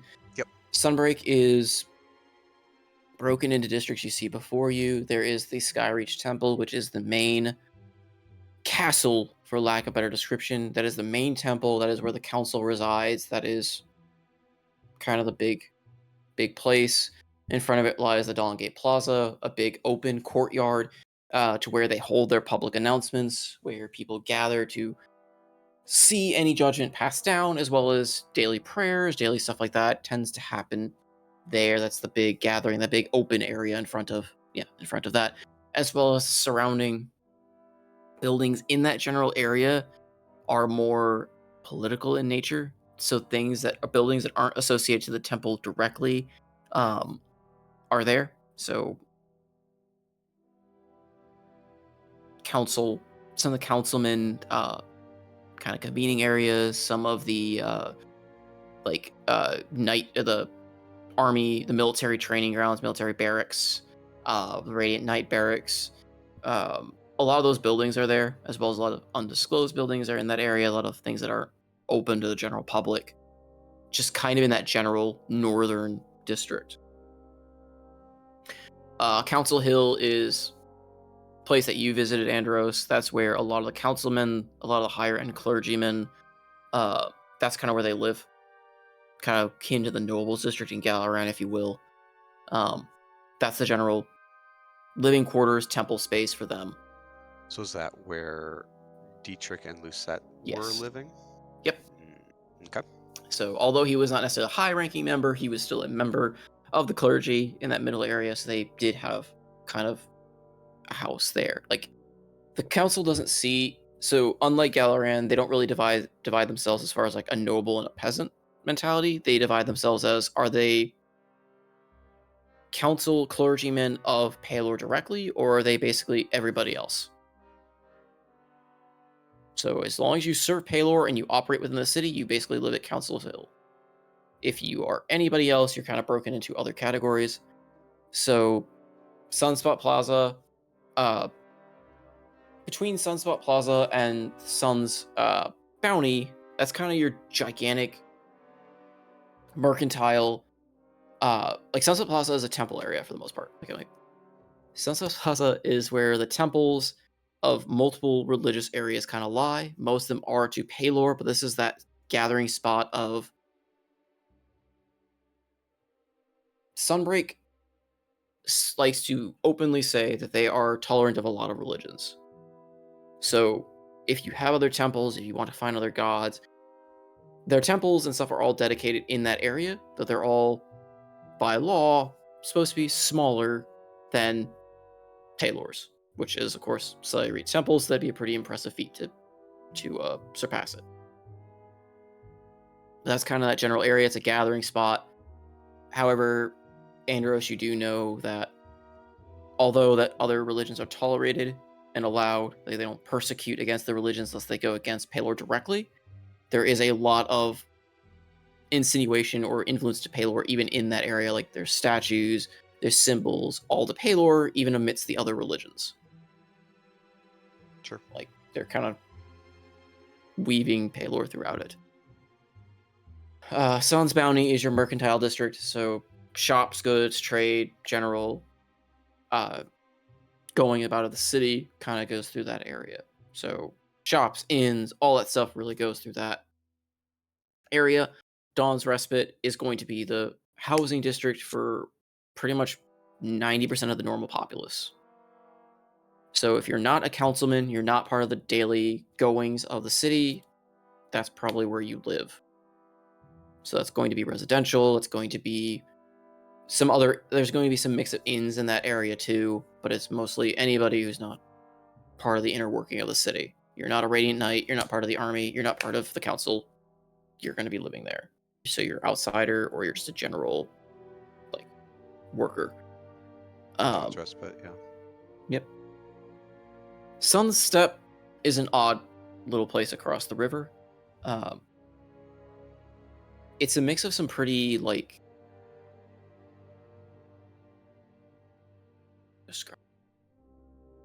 it falls into partially kind of being mercantile. But there's also some pretty unique buildings there. So had it in my head, now I can't describe it.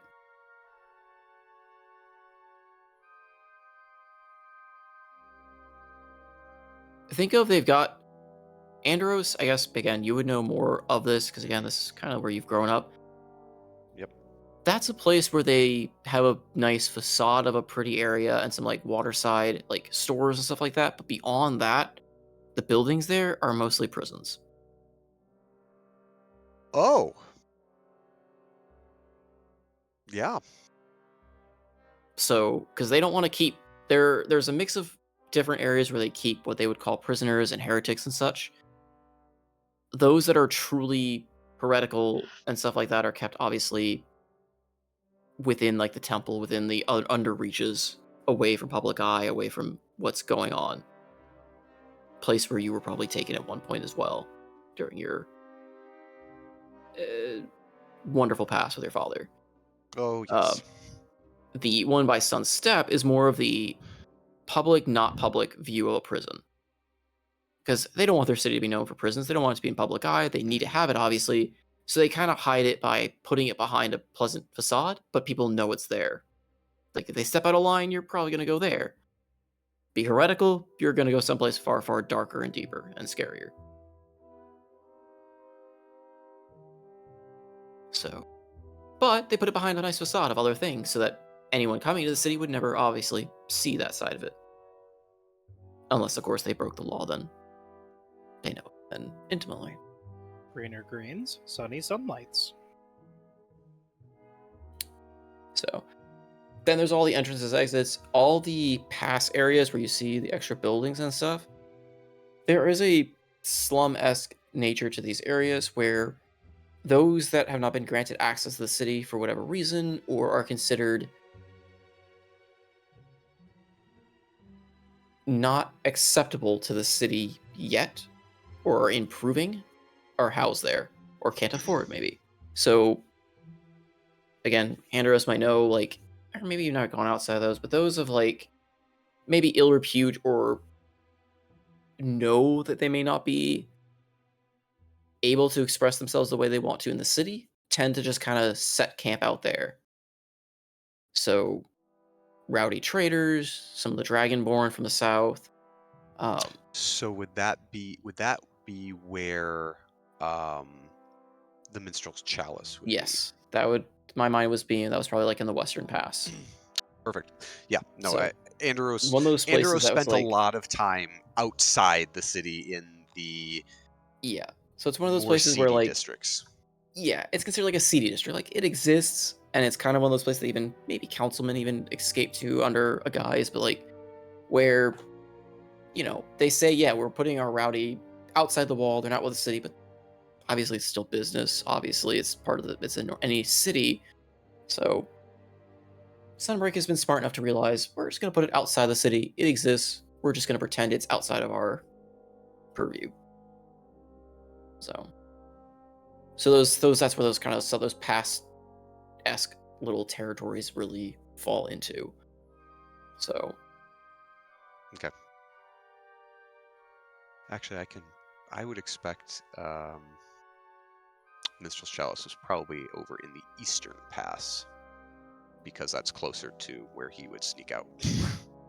oh, fair If he'd enough. run. That makes more sense, I guess. Yeah, because you'd be in the council. Yeah. Yep. Oh, my mind went to west because it's closer to a river and water. But okay. What, you mean that you didn't sneak all the way to the other side of the city? I'm sure he did at times, but And then there are several temples, of course, scattered throughout. Any of the dark marked locations are small temples or small places of offering to Palor specifically. And they have several such places so that at any time should you feel the need to respect or honor Palor, you have easy access to do so. Because why not?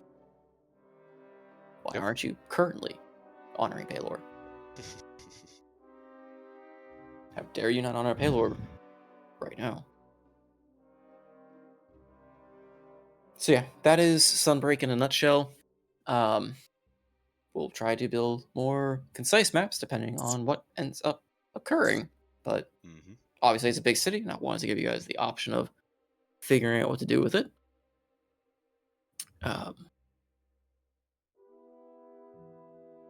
Yeah. Any questions or anything else with that?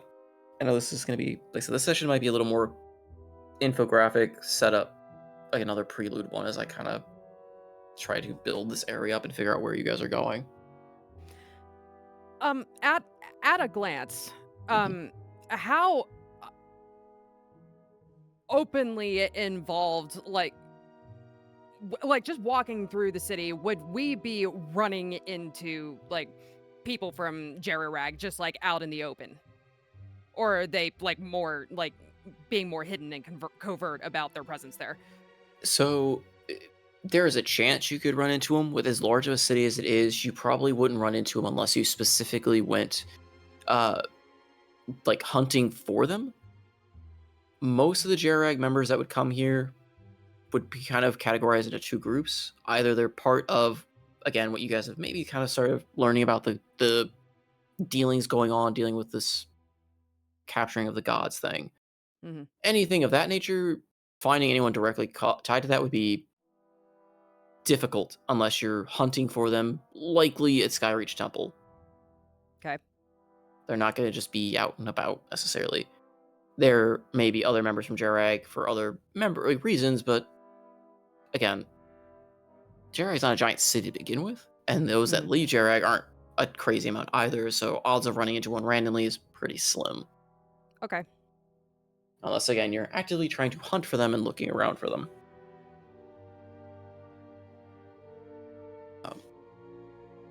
I would say the vast majority of, again, depending which district you're in, is mostly people that are local to Sunbreak, unless you're in the mercantile area.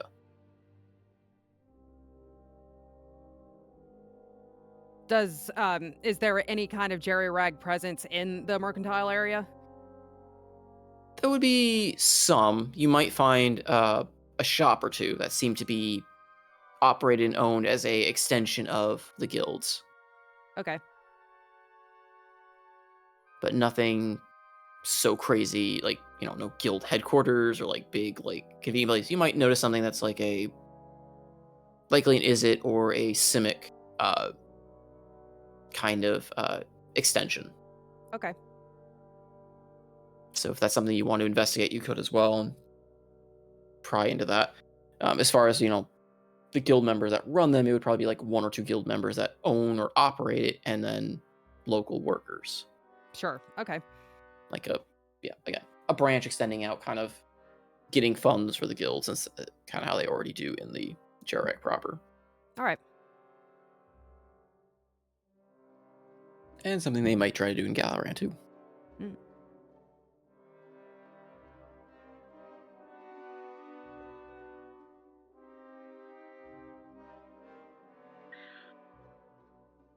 Anyone else? May I subtle cast detect evil and good? Yeah, certainly try. Sure. So I'll put that out there. So I'll do the subtle spell first, and then detect evil and good. Granted, it's just me walking through the gate, Yeah. So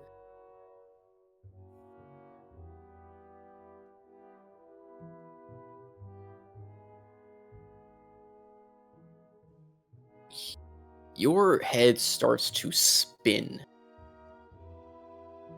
As far as what this spell could tell you, this entire city has been consecrated for good. It is a blinding white flare of holy, basically, of good. Which may or may not tell you a lot, but it has been blessed in every square inch that they seemingly can with the blessings of Halor. okay.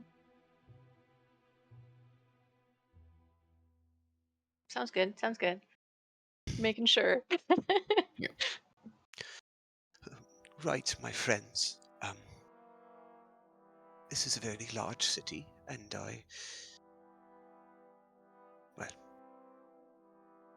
I believe each of us knows where and who we should try to talk to. And likely we should find a central hub, perhaps over in the Dawn's Respite.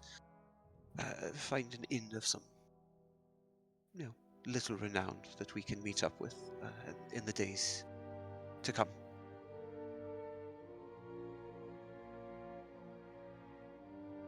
That sounds like a good plan, Father. After all, I think I'm going to be following you. I mean, new apostle and all. Of course you will be. Adrissa, I expect you have many things to take care of. As for the rest, as we spoke of before, speak not of the night. Speak only of Palo and the sun. I will accompany the group to find this inn, and I believe we should stick together for the first few hours or so. I wish to see what the city has made of us, and she would like to make sure over however long it takes them to kind of enter the city and get some distance away from the gate, whether we're being followed or a general sense of, is every single corner occupied by some sort of watcher, or like do we have some modicum of freedom of movement without being noticed? So I can narrow that down for you if you want me to make a specific roll. I think the first one would be like, are we straight up being followed? Like, did they dispatch somebody to actually follow us from the gate? Yeah, so with that, I will say, I mean, you can roll me a perception. Sure. Not great. It's like, I think it's like 8. And Andros would also be aware that this may be something that could happen. Yeah, Would I also be able to roll? She's not. Sure. Okay. I got a 12. That is horribly cocked. It's between a 2 and a 20. Oh, gee. Hmm. That's a bit of a range. Can we take the That 20, they're right please? next to each other. They were right next to each other. Yeah, mine's a 13.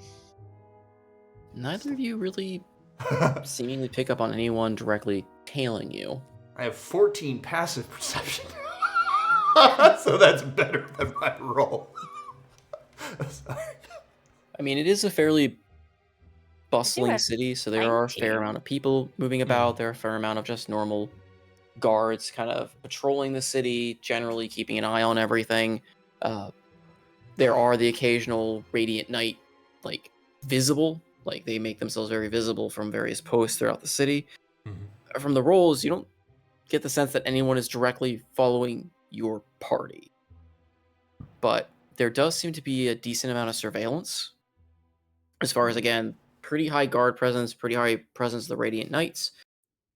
Again, more so to Andros and what he conveyed. Andros, you are aware that, you know, there are the other kind of in the shadows groups that monitor the city.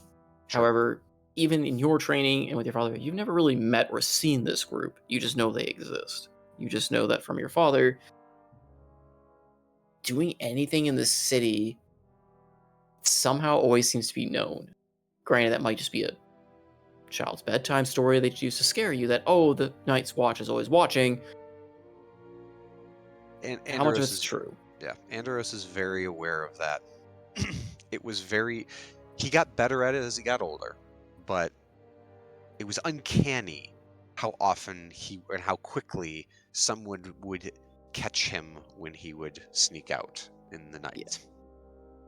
And it may not So. be immediate, but yeah, you know that there's some maybe some truth to that, you know, old wives' tale or that old tale that told kids that, oh, you're always being watched.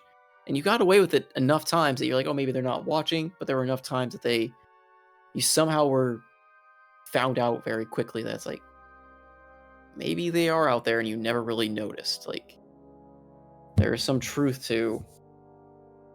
And again, you've seen Dietrich. You know that it's not fake, that the group exists. Yep. And you spotted one in Luminessa. Is the Radiant Guard, the Radiant Knight presence here is more than anything Andros has seen, even from, like, again, when he visited 5 months ago. Is it more? Does it seem heavier than even then? Seems like it's heavier. It seems like there Yeah. might be the guards are definitely more. There's the general grouping of people seems to be a little bit higher. There might be more people here again with the recent bustle, the recent growth of the city, proclaiming the whole, you know, we triumphed over Faust, and prepping this idea that they're kind of spreading their word now. But there does seem to be a higher presence of the army and a higher presence of the Radiant Knight amongst the populace. Yep.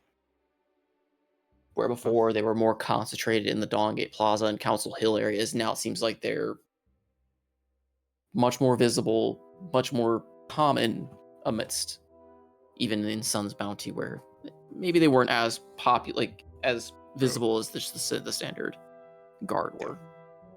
Okay. Yeah, Andros would just be clocking all of this as they walk.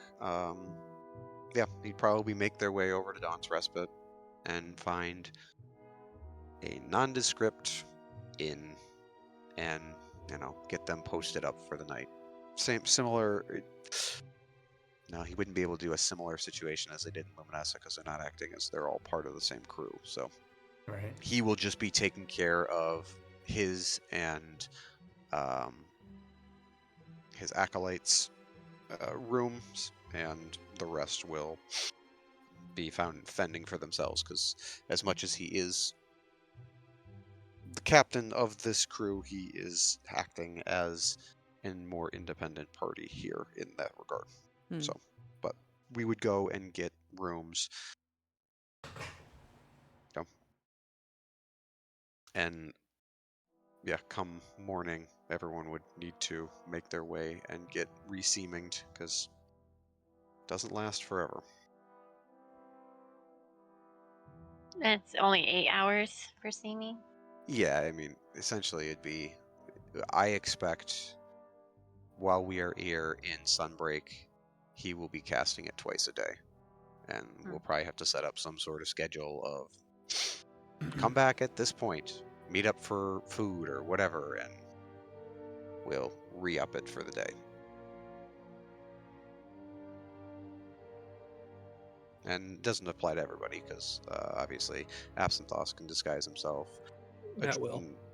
And Hildy can disguise herself, Mhm. and Seabreeze can disguise himself. So it's really for us that can't. Would like to pick an inn with more than one entrance, please. Preferably Yeah, 3 or more. Yeah, something nondescript, something that maybe sees enough traffic of travelers. It's nothing fancy. We're not going for high levels of just a place.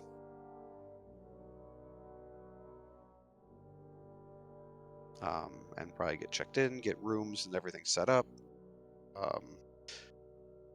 Andros, I don't know how long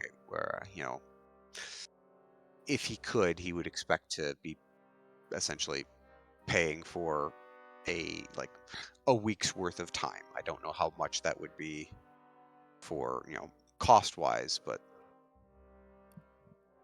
I expect staying in inns shouldn't be too expensive. Might be. Be too expensive, especially it costs money here, but it's too expensive. We'll say it's just a gold per day. Okay. Huh. Yeah, Andros would set up a room for himself, and again, they kind of would be. I expect people would be able to. He would pool, subtly pool some money from Freya to make sure that we can pay for all the things, the rooms and whatnot. But or at least there are 2 rooms. Everyone else, unfortunately, we're all gonna have to figure out their own stuff. Yeah, I imagine that Hildy and Pestles will probably be bunking together.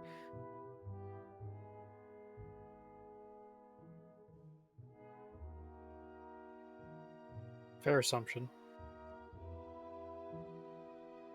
I guess we're gonna have Thamor pair up with Absinthoth in the meantime. Well, I mean, Or excuse me, Paul. Paul. That makes the most sense. So Adrissa would have her own room. Father Aldrin and the acolyte. Do we have a name for your acolyte yet?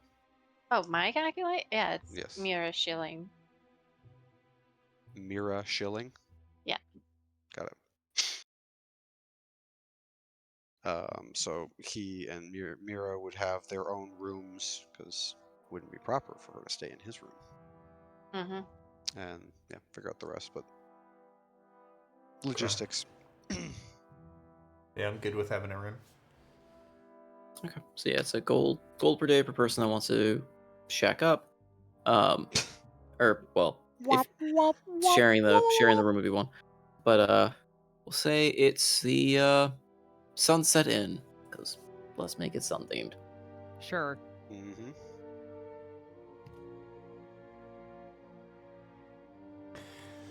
Mark the map. Mark the map.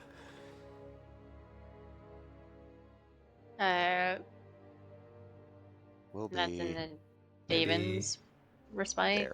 there. Yeah, Okay. that works. Cool.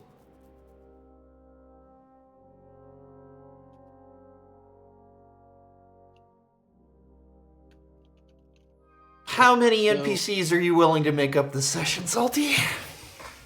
That's what I'm trying to. Like I said, this session didn't have a whole lot of plans for because I didn't know where it would go. Uh-huh. My hope is that for the next bit, we just kind of. It's not like a super engaging session, but trying to figure out what your plans are so that I can figure out what next session will look like as far as what I have to build. Can we talk to the 'cause I wanted to innkeeper, give you- though? You can talk to the innkeeper, sure. That's easy enough. Talk to the innkeeper. I just wanted to figure out what your plans were going after that. Like, what. Again, so I could figure out all the NPCs I'm going to have to build and I think we have to a figure general that idea out, of what, if you guys are like splitting up or if you're traveling. Because I know you guys have different stories, and if you're splitting up, where there's a lot that can happen. So, hence why I want to get an idea of what's going on, so it's not just a Scrap rats. scrap rats or a slight repeat of Dunmore, where it turns into a Benny Hill chase scene.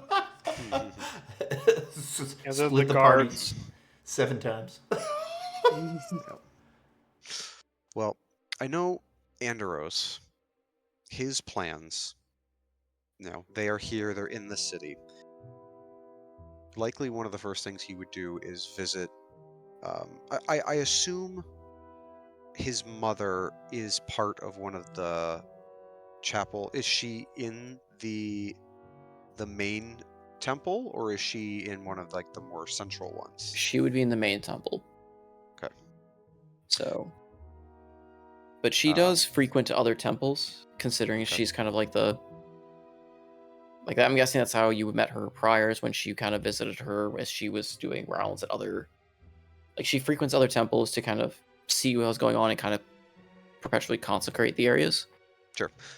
Yeah, he would, at some point, he will figure out when she would visit one of the smaller temples, maybe the more central one, not the Sunreach Temple. He's not ready to go big yet. Visit one of those to visit her and talk.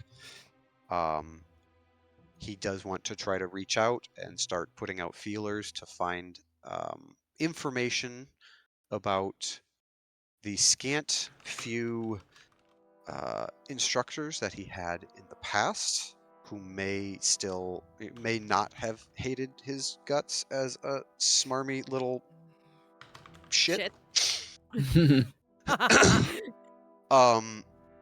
Because that's what his mother told him. And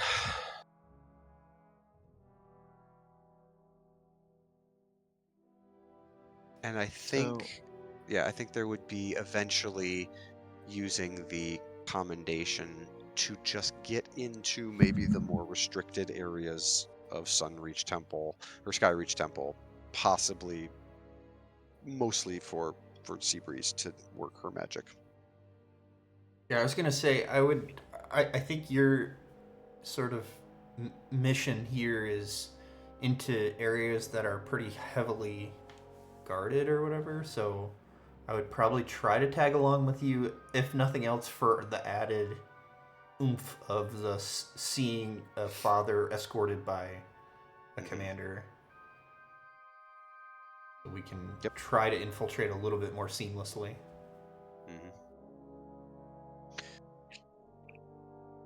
I expect Freya Moira would stick with us unless she has other plans.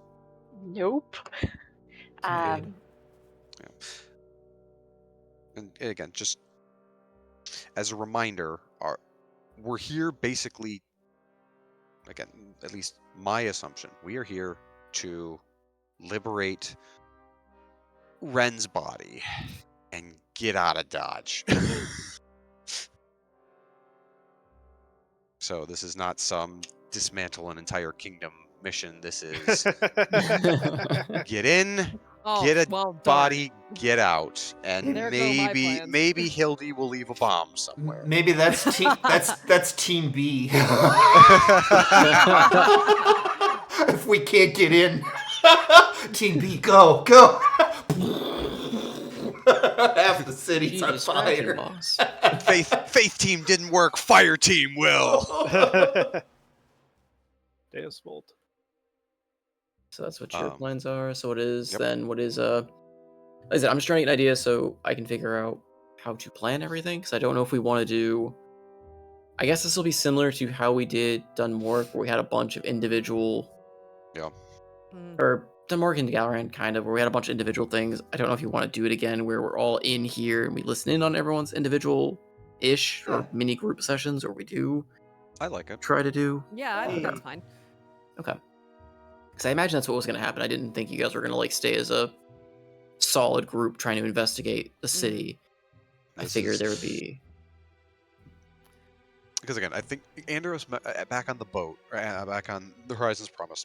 Andros had at one point gathered everyone together. I think we had RP'd this, where he basically looked around at everyone and said, "All right, when we get to Sunbreak, everyone should try to investigate their different areas of expertise." Yeah, and that's why I wanted Absinthoss reaching out to government people,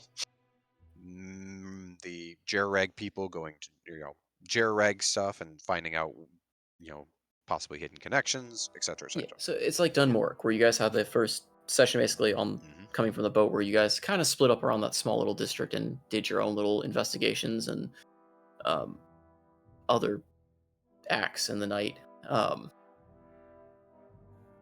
But okay, like I said, just trying to get an idea so that, like I said, I know this session was probably not the most engaging, but it's one of those where I try to give you guys the option to do what you want. So I need to figure out what's going to happen next, so I can at least have. It is. We are setting up for. All the plot. Right. I'm sure. Yeah. I'm sure we can put together like lists of stuff that, because I have a pretty short list of stuff that I want to do, but most of it is going to be like best done as like the thing that we did when we had the time off. So like all of my actions would center on sort of supporting Andros. And then if I had time, I would go somewhere else and do other things. Yeah, I mean, if you want to do it that way, you can as well. I just want to make sure, like, if you guys are going to certain areas, if you want to have, like, certain, like, again, so I can build up those NPCs, build up that lore. I mean, I can improv all of it, sure, but just trying to get an idea. So if I do want to build up any maps or any pre-info for you guys to go on, I have it. Because I have an idea of what's going on, obviously, in the city, but who you guys all want to talk to and interact with is a different story.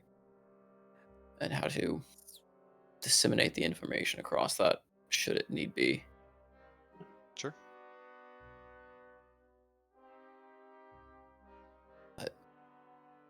Because, as you said, this is a different type of scenario, unlike Dunmoric, where you're going into an unknown and kind of a mysterious area where there's not a ton of things going on. This is a full-on city that could be hostile should you fuck up.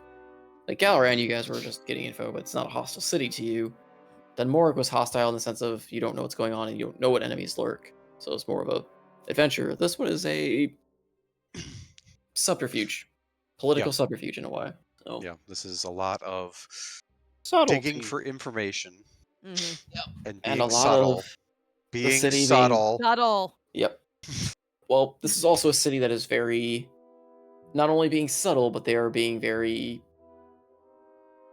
actively monitored. So saying the wrong things to the wrong people could have some effects down the line.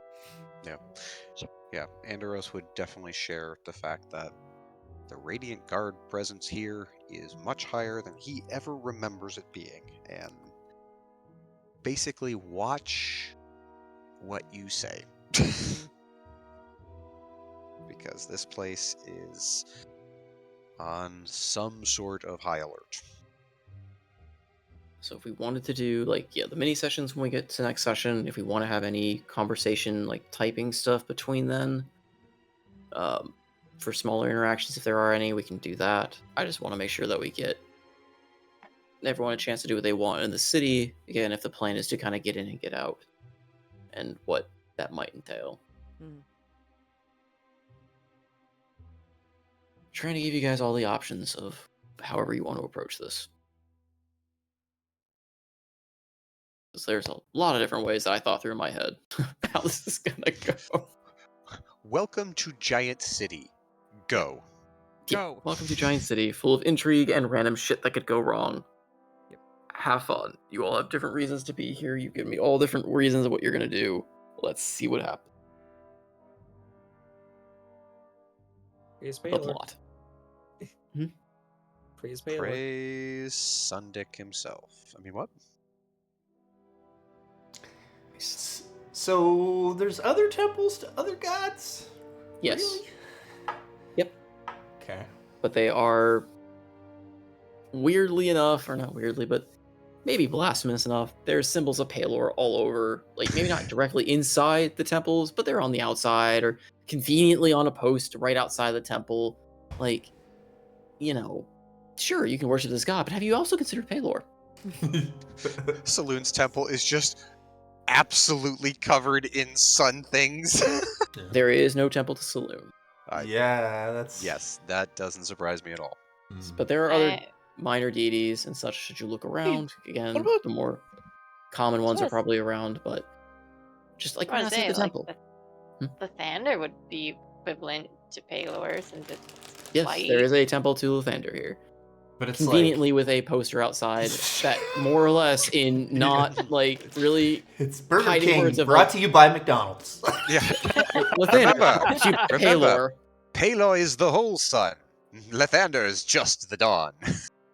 I mean, almost Oh. literally, that's probably the wording on the outside is just, the sunrise, the dawn, brought to you by Palor. It wouldn't be a sunrise without the sun.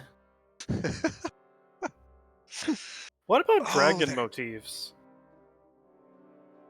What? Not seen. Again, something I mentioned in the lore doc, and probably Andros may know a little bit about. Those of the Dragonborn are mostly excluded and sent out to the Sunways. A lot of the Dragonborn populace, if any that came here, is still kind of in the outskirts of the city, outside the walls. The dragon, in general, have had a bad stigma in most of the world of Almir. Because really, the only one that history remembers is Faust and the evils he wrought upon the city, on the world twice now. So, those of his lineage, again, the religious being very easily able to say, yeah, they're all evil, because obviously they're from Faust and they're all dragons, so therefore, ergo, they're evil. Incidentally, what's the racial makeup of this city? Broad strokes.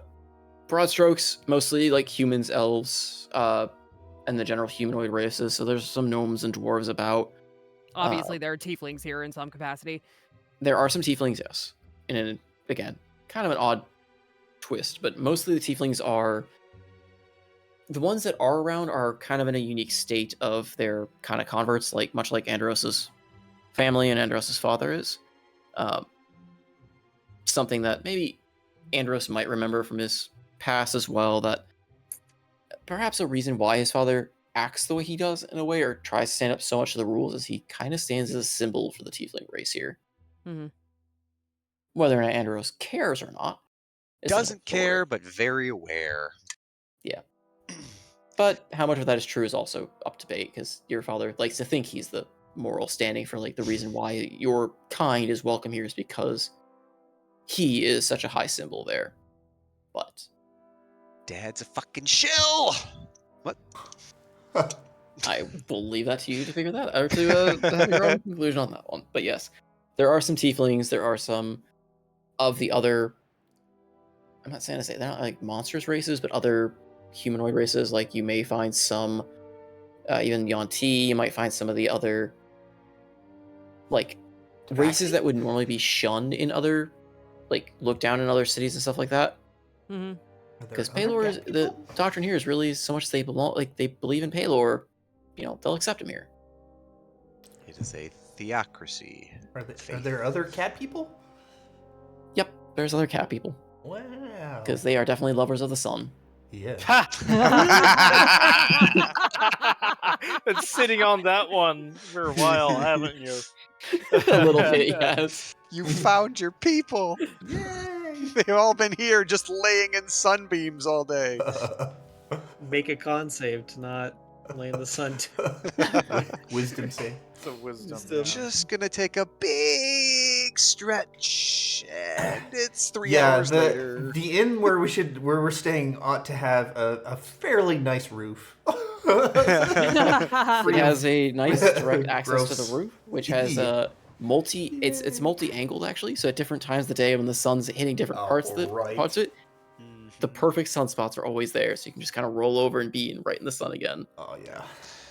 Andros, that was one of the ways Andros got around the city a lot of times. He was either in back alleys or on roofs. Because it is, yeah, that was a lot of the ways he got around the city as a little kid. The roofs here, a lot of them are designed with the mind of being able to lay out and embrace Pelor's majesty and might by just sleeping on the roof under his sun. Lots of rooftop balconies and open air gardens and things on top of roofs. Yeah, I probably don't need a room. Like, if it weren't for the theocracy behind everything, it's a rather pretty city. Like, very open, very, like, just magnificent in its design in that regard.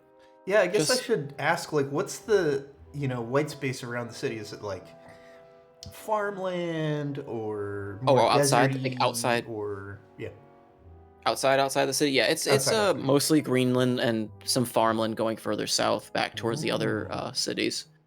Nice. Northbound past the mountain pass, kind of an unknown. Andros, you don't really even know what's beyond there. Your father has mentioned that they don't send a lot of, other than they guard the borderlands, they don't really send a lot of people beyond there. Yep. To the best of your knowledge, it's kind of a barbaric place. Gek country. It's Gek country, but we don't know what's there yet, other than maybe it is Gek. I haven't quite figured that out yet. Yeah. This is also fairly far north, so here's a question. Does the consecration of Sunbreak give it a more temperate climate, or is it still more wintry here? It gives it a more temperate climate.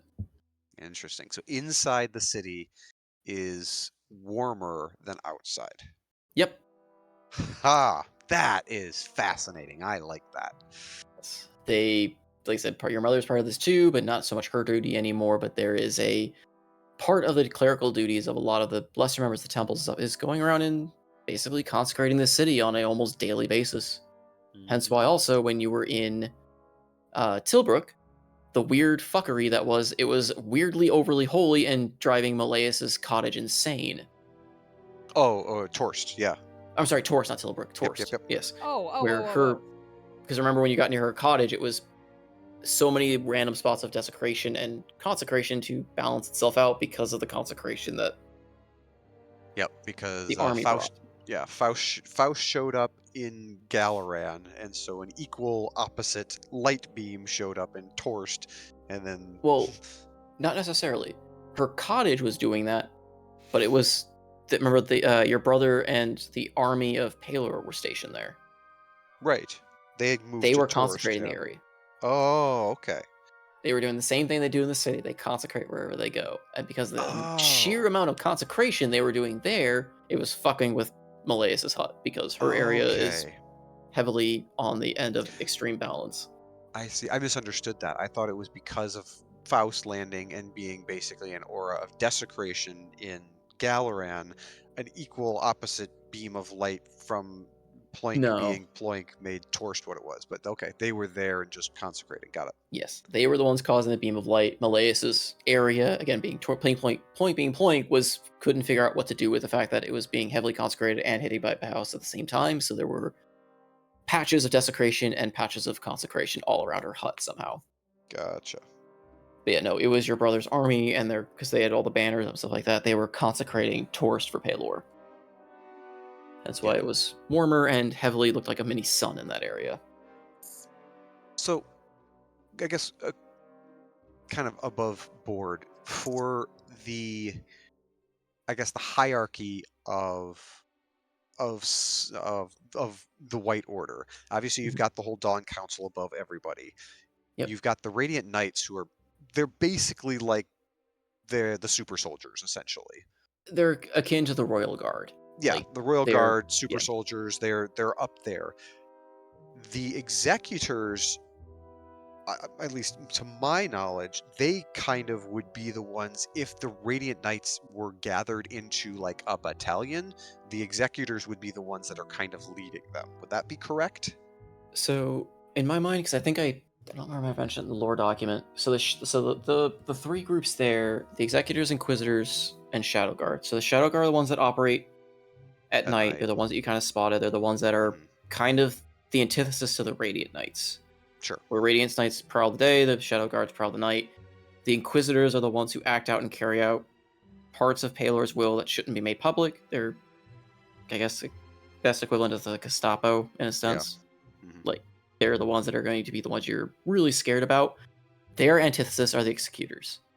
So they're the ones, Executors are the ones that go out in the daylight to basically carry out, like, to give out the decrees or carry out the orders from the council that can be carried out in the daylight.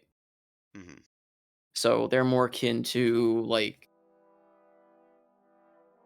what would Would they be more like military leaders or more like... They wouldn't be military leaders so much as... Or are they more like FBI? Because they're basically... So you've got the Radiant Knights, which are the martial aspect of the council. And then the Executors are basically... They're the ones that would carry down orders, but they wouldn't necessarily take command of the army in a military situation. Okay. So they would be like word of mouth from the council, and they would give the commands to the Radiant Knights in the army as far as carrying out the orders of the council. But if in a military structure, they have no command over the army as far as like going to war or anything. They're not military themselves. If that makes any sense. Sure. Like, again, they're the antithesis of the Inquisitors who act in the same notion, but at night doing probably the more, like, Executors would be like, hey, you did a slight to Palor, we're accosting you kind of daylight to show you about this kind of thing, right? Like, they're gonna make a show of it. Like, you've been decreed doing something bad, we're, repent your ways or we're gonna arrest you. Sure. Inquisitors are sent after you because you done fuck. Mm-hmm. You are going to possibly be assassinated in the middle of the night. And in that so in a way the Executors give the orders to the Radiant Knights for them to carry out their military stuff. Yeah, the Inquisitors would then like... give their orders to the Shadow Guard. Yes. Got it. Okay. Or the Inquisitors would carry it out themselves. The Inquisitors and Shadow Guard are a similar branch, but yes. They would either give it to the Shadow Guard to deal with, or they might carry it out themselves. Got it. In a smaller scale. So yeah, my thought process for the way that the economy works is there's kind of again, day and night. There's the light the forward facing light aspect to the city, and then the dark, those that act at night. Those that do the crazier stuff that you hear only about in the stories of people disappearing, of things being done that can't be done in Palor's light. Sure. That was the intent for that. There is no war in Ba Sing Se. Yeah, obviously. There is no moon in Sunbreak.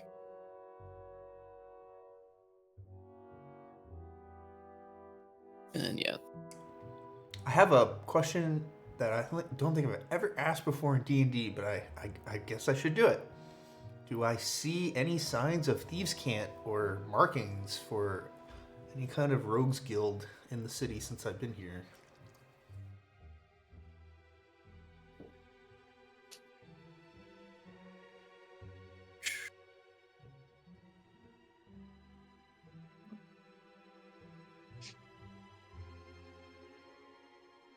Roll me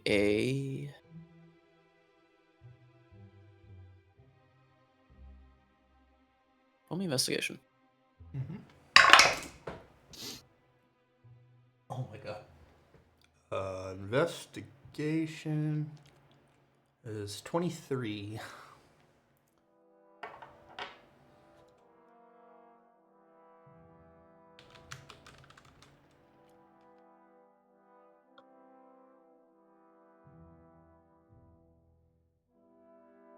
Roll me a Arcana. Oh my god. Cool. Yeah. Hell yeah. 18 plus 8. 26. Just barely. Okay. Shit. What? So you do spot signs of Thieves' Cant and what would point to like similar markings you found in Galaran for indications of the faceless. Really? But something strikes you a little off. I don't know if maybe it's a second hunch, maybe it's just something in the back of your skull, and you kind of, in investigating these, there's a presence of magic about them that isn't normal. And you sense that there might be a divination magic about them. Oh. As in, the markings seem a little too obvious. Yes. She notices our marks. Divination. Yep.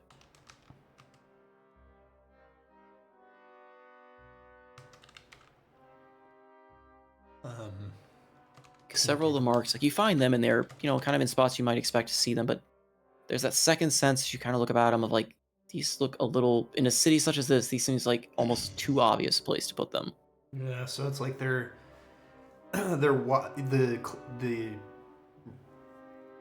yeah. So best to not look like I'm a part of that. That would be a big mistake. Cool. But so it seems, if I were to make the leap, like the religious order here is so infiltrated into multiple facets of what normally would be a city economic infrastructure. They've even gone so far as to impose their will upon what would normally be a thieves' guild of sorts. Is that the only thing I will say to that Yeah. is, Echo has a tunnel that they had to shut down. And then they also lost contact with whoever was supposed to be working here, with thoughts that maybe it was a turncoat. Interesting. Well, I gotta figure that out. Cool. So, but that might be more to discover should you choose to investigate that avenue. Yeah.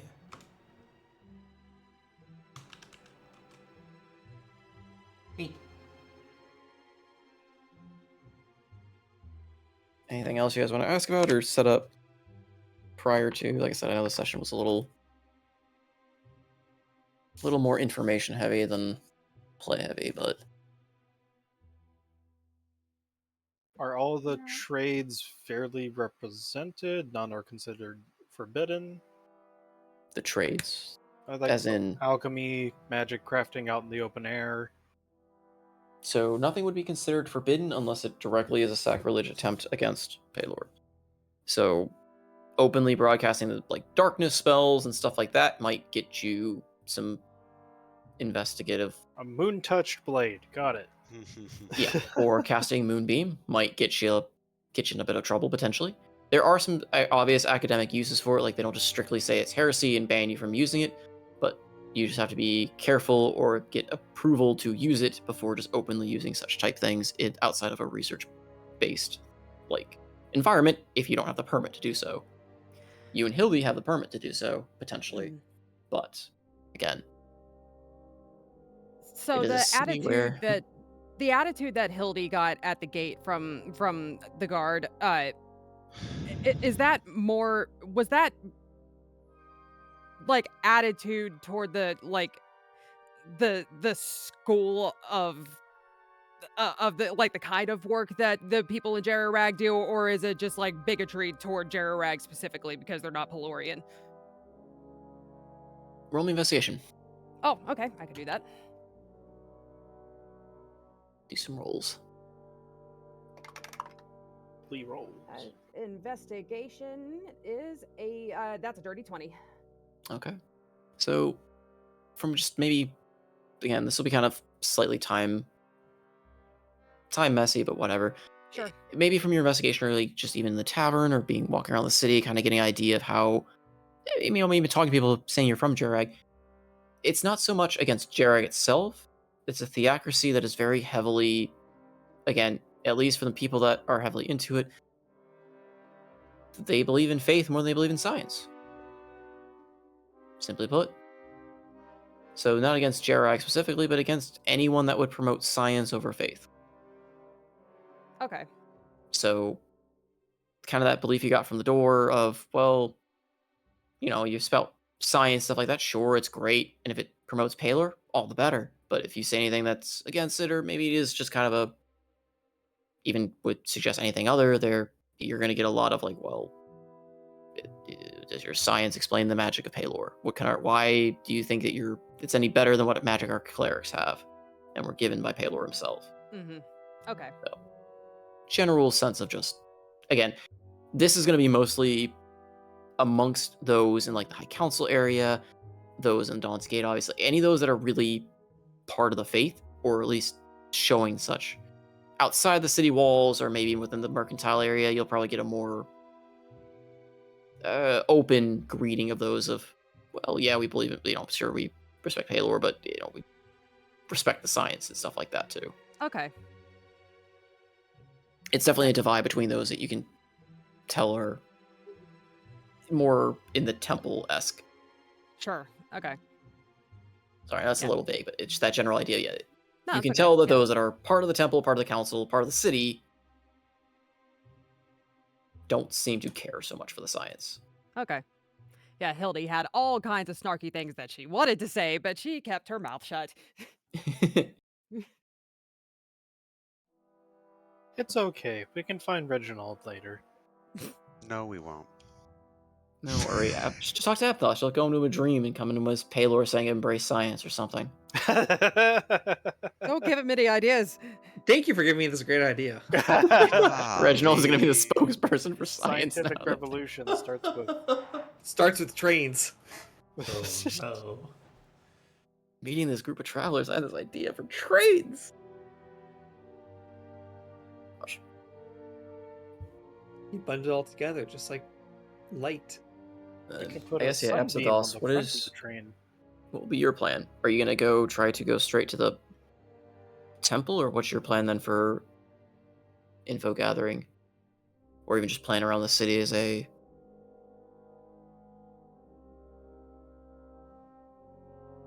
kind of going as the envoy, or if you're going to try and change that up as now that you're in the city? No, it's mostly just going to be the same. Just talk to some tradespeople, see if we can get a little bit more with like on the two names, or Light's Bounty if possible. But he'll Okay, so aiming more for the mercantile aspect of it all. Yeah, where Okay. Follow the money. Okay, well, again, that's what I was just curious about. If you're following the money, or following politics, or following what you were following, exactly where it might lead you. Okay, so I could plan that out then. Get some stuff planned after that. I guess that really leaves Faymore for the most part next time, right? Mm-hmm. I haven't said specifically, but I mean, Hildy is, and probably unsurprisingly going to be mostly focused on like guild activity.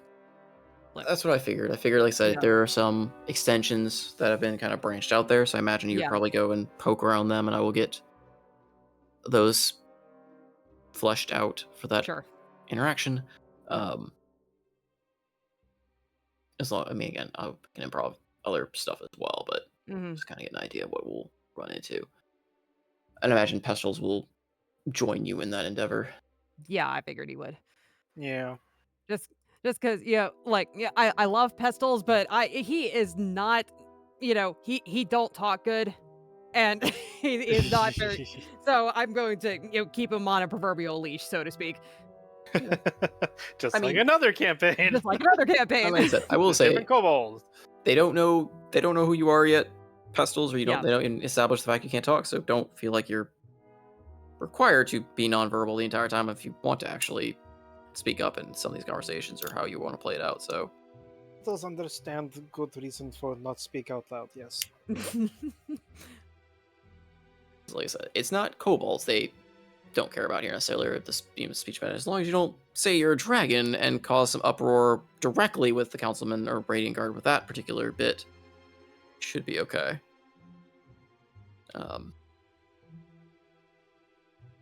Yeah, and I guess just low-key harboring the power of the one known dragon of the world, latent. Don't No. really want to call attention to that fact either. But you've learned there are others, but where that information might be gathered is still remains to be Oh yes. investigated. So, who knows? Maybe there's someone you can talk to here. Maybe if you find some of the few Dragonborn that exist outside the city walls. I hear they make really good booze. Yeah, Like unfortunately, not as many kick you flagrant in winks the here. face booze. Hmm.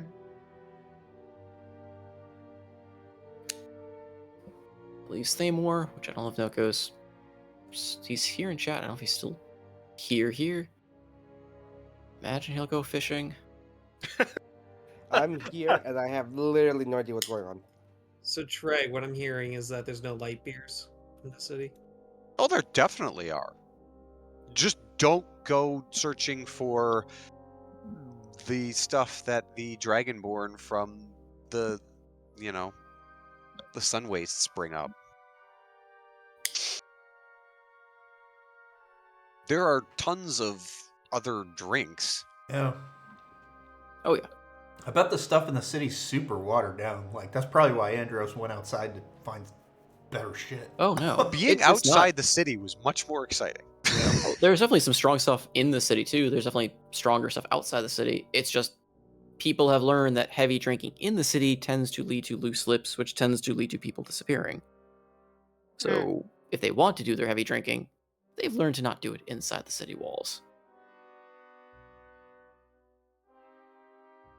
There But, it is. I know I made a post about it. And then That's the stuff the Dragonborn eat, drink, Noko, or bring. what's your Oh plan yeah. with Thamor then? I have literally no idea what's going on. You have made your Noko, way what- to. What are we doing? What is the campaign about? I mean, I missed the entire first half of this session. I have no idea who's Where? plans are What what. are we missed doing? nothing, dude. All I know is that Absinthoth wanted to be someone, Seabreeze wanted to be a knight, and you wanted to be a cleric. Okay. That I literally was not here for the rest of the conversations, but I knew it was in and out. You took on aliases. That was the question we asked you in the chat as well. To what you're doing, what your plan is in Sunbreak. Now that you're actually, the part you missed was you guys getting to Sunbreak and me trying to establish your paperwork and what you guys want to do as far as like investigating the city, finding out that whole bit about the gods being trapped somewhere, Ren's body being trapped somewhere, the whole deal with that, and trying to figure out what your plan of action is to somehow get to it, somehow maybe get it out with it. Who knows? But you came in currently, at least that's from what as the champion of the festival in Luminessa, as basically a local from there. To which the guard at the front almost called you a hillbilly. So tells you what they think of Luminessa. Poor Luminessa.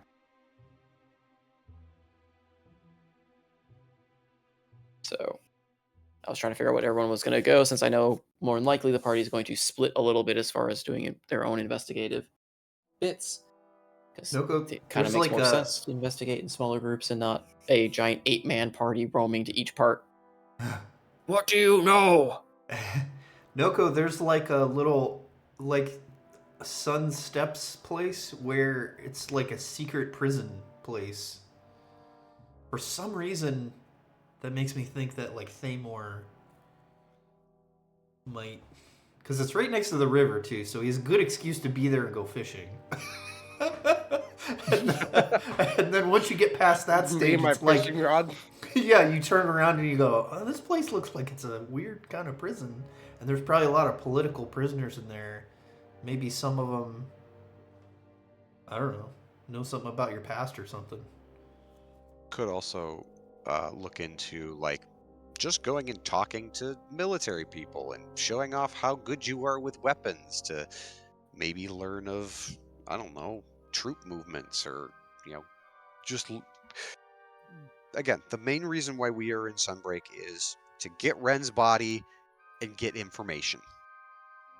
Of all the people as well, he might also be the most suited, depending on how he wants to roleplay it, to talking to, like, actually going to Skyreach Temple first and showing off his commendation to figure out what the schedule might be like, and, you know, trying to get that process started, since he's the champion of Luminous now.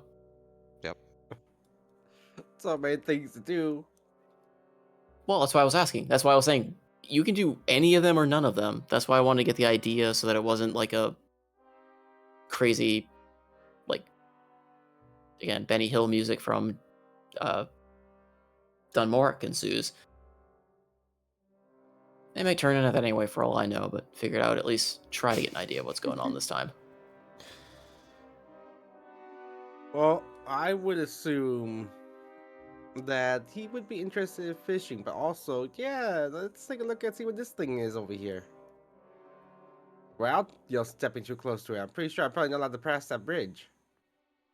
Oh, you I are. guess I'll There find are, out. like I said, oh yeah, you weren't here for it. So Sun Steps has an odd little reputation to about it because it's got like part of it facing the water is still kind of storefronts, like a restaurant's like kind of a mercantile-esque front.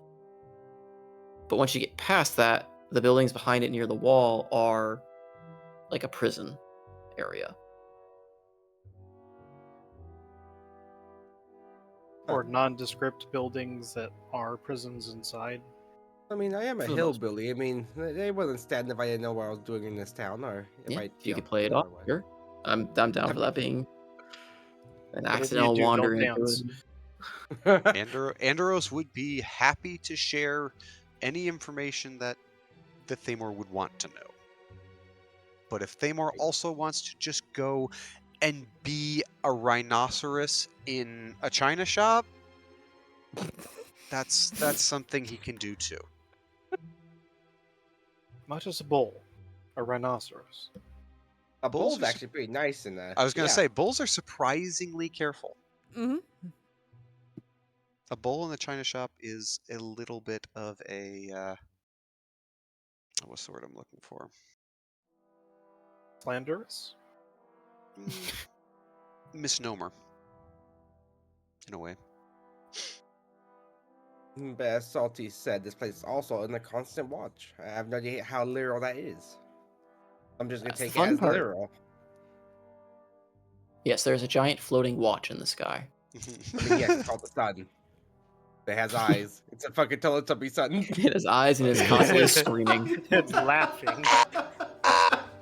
What the fuck? It's a tell. The sun has eyes? What? No, you continuously turn my world into a horror show with your additions. Biblically accurate sun. Oy. Be not There's a afraid. Gek army my north. My God. son apparently has eyes. Oh, no. I didn't realize these cheeses said cheddar jack. I'm sad. I'm almost scared to mention what is all going on in Sunbreak to Noko because I can see him just being like walking up to a radiant knight and being like, "Small man," and just getting in an absolute. Take me to Just the cause- gods. I wish to talk to them. They have need of my presence. You serve Paylor, small god. I am your god now. Just start flexing.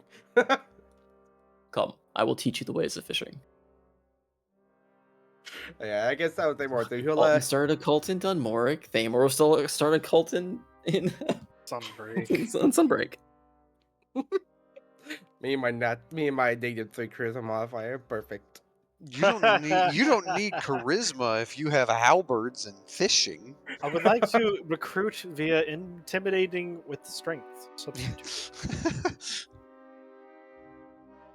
Menacing Taylor attack might- on everybody.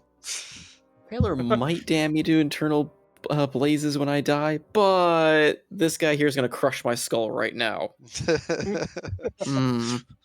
Pray to your god. My halberd will answer quicker. Yeah, Thamor will probably wander towards the river and 2 low for every contoured sister steps. I.e., fishing. Yes. Oh, he's I'm gonna re- ask the I'm fish. reconning. Wait, no, he has. What do you know, fish? Wait, don't I you have, a have tr- the I have to talk try. with animals? I have to try a fish command, but it does not make me talk with animals. I just command them. Fish, go tell me what's going on. 20 minutes later, no response. You go investigate what happened to the fish. They're all being barbecued. They swam right up to the restaurant. Now, here's the question. If Thamor's over at the river next to the Sun Steps, and he's fishing with his halberd, how No, many I'm fishing with the bodies fishing does he pole. fish up?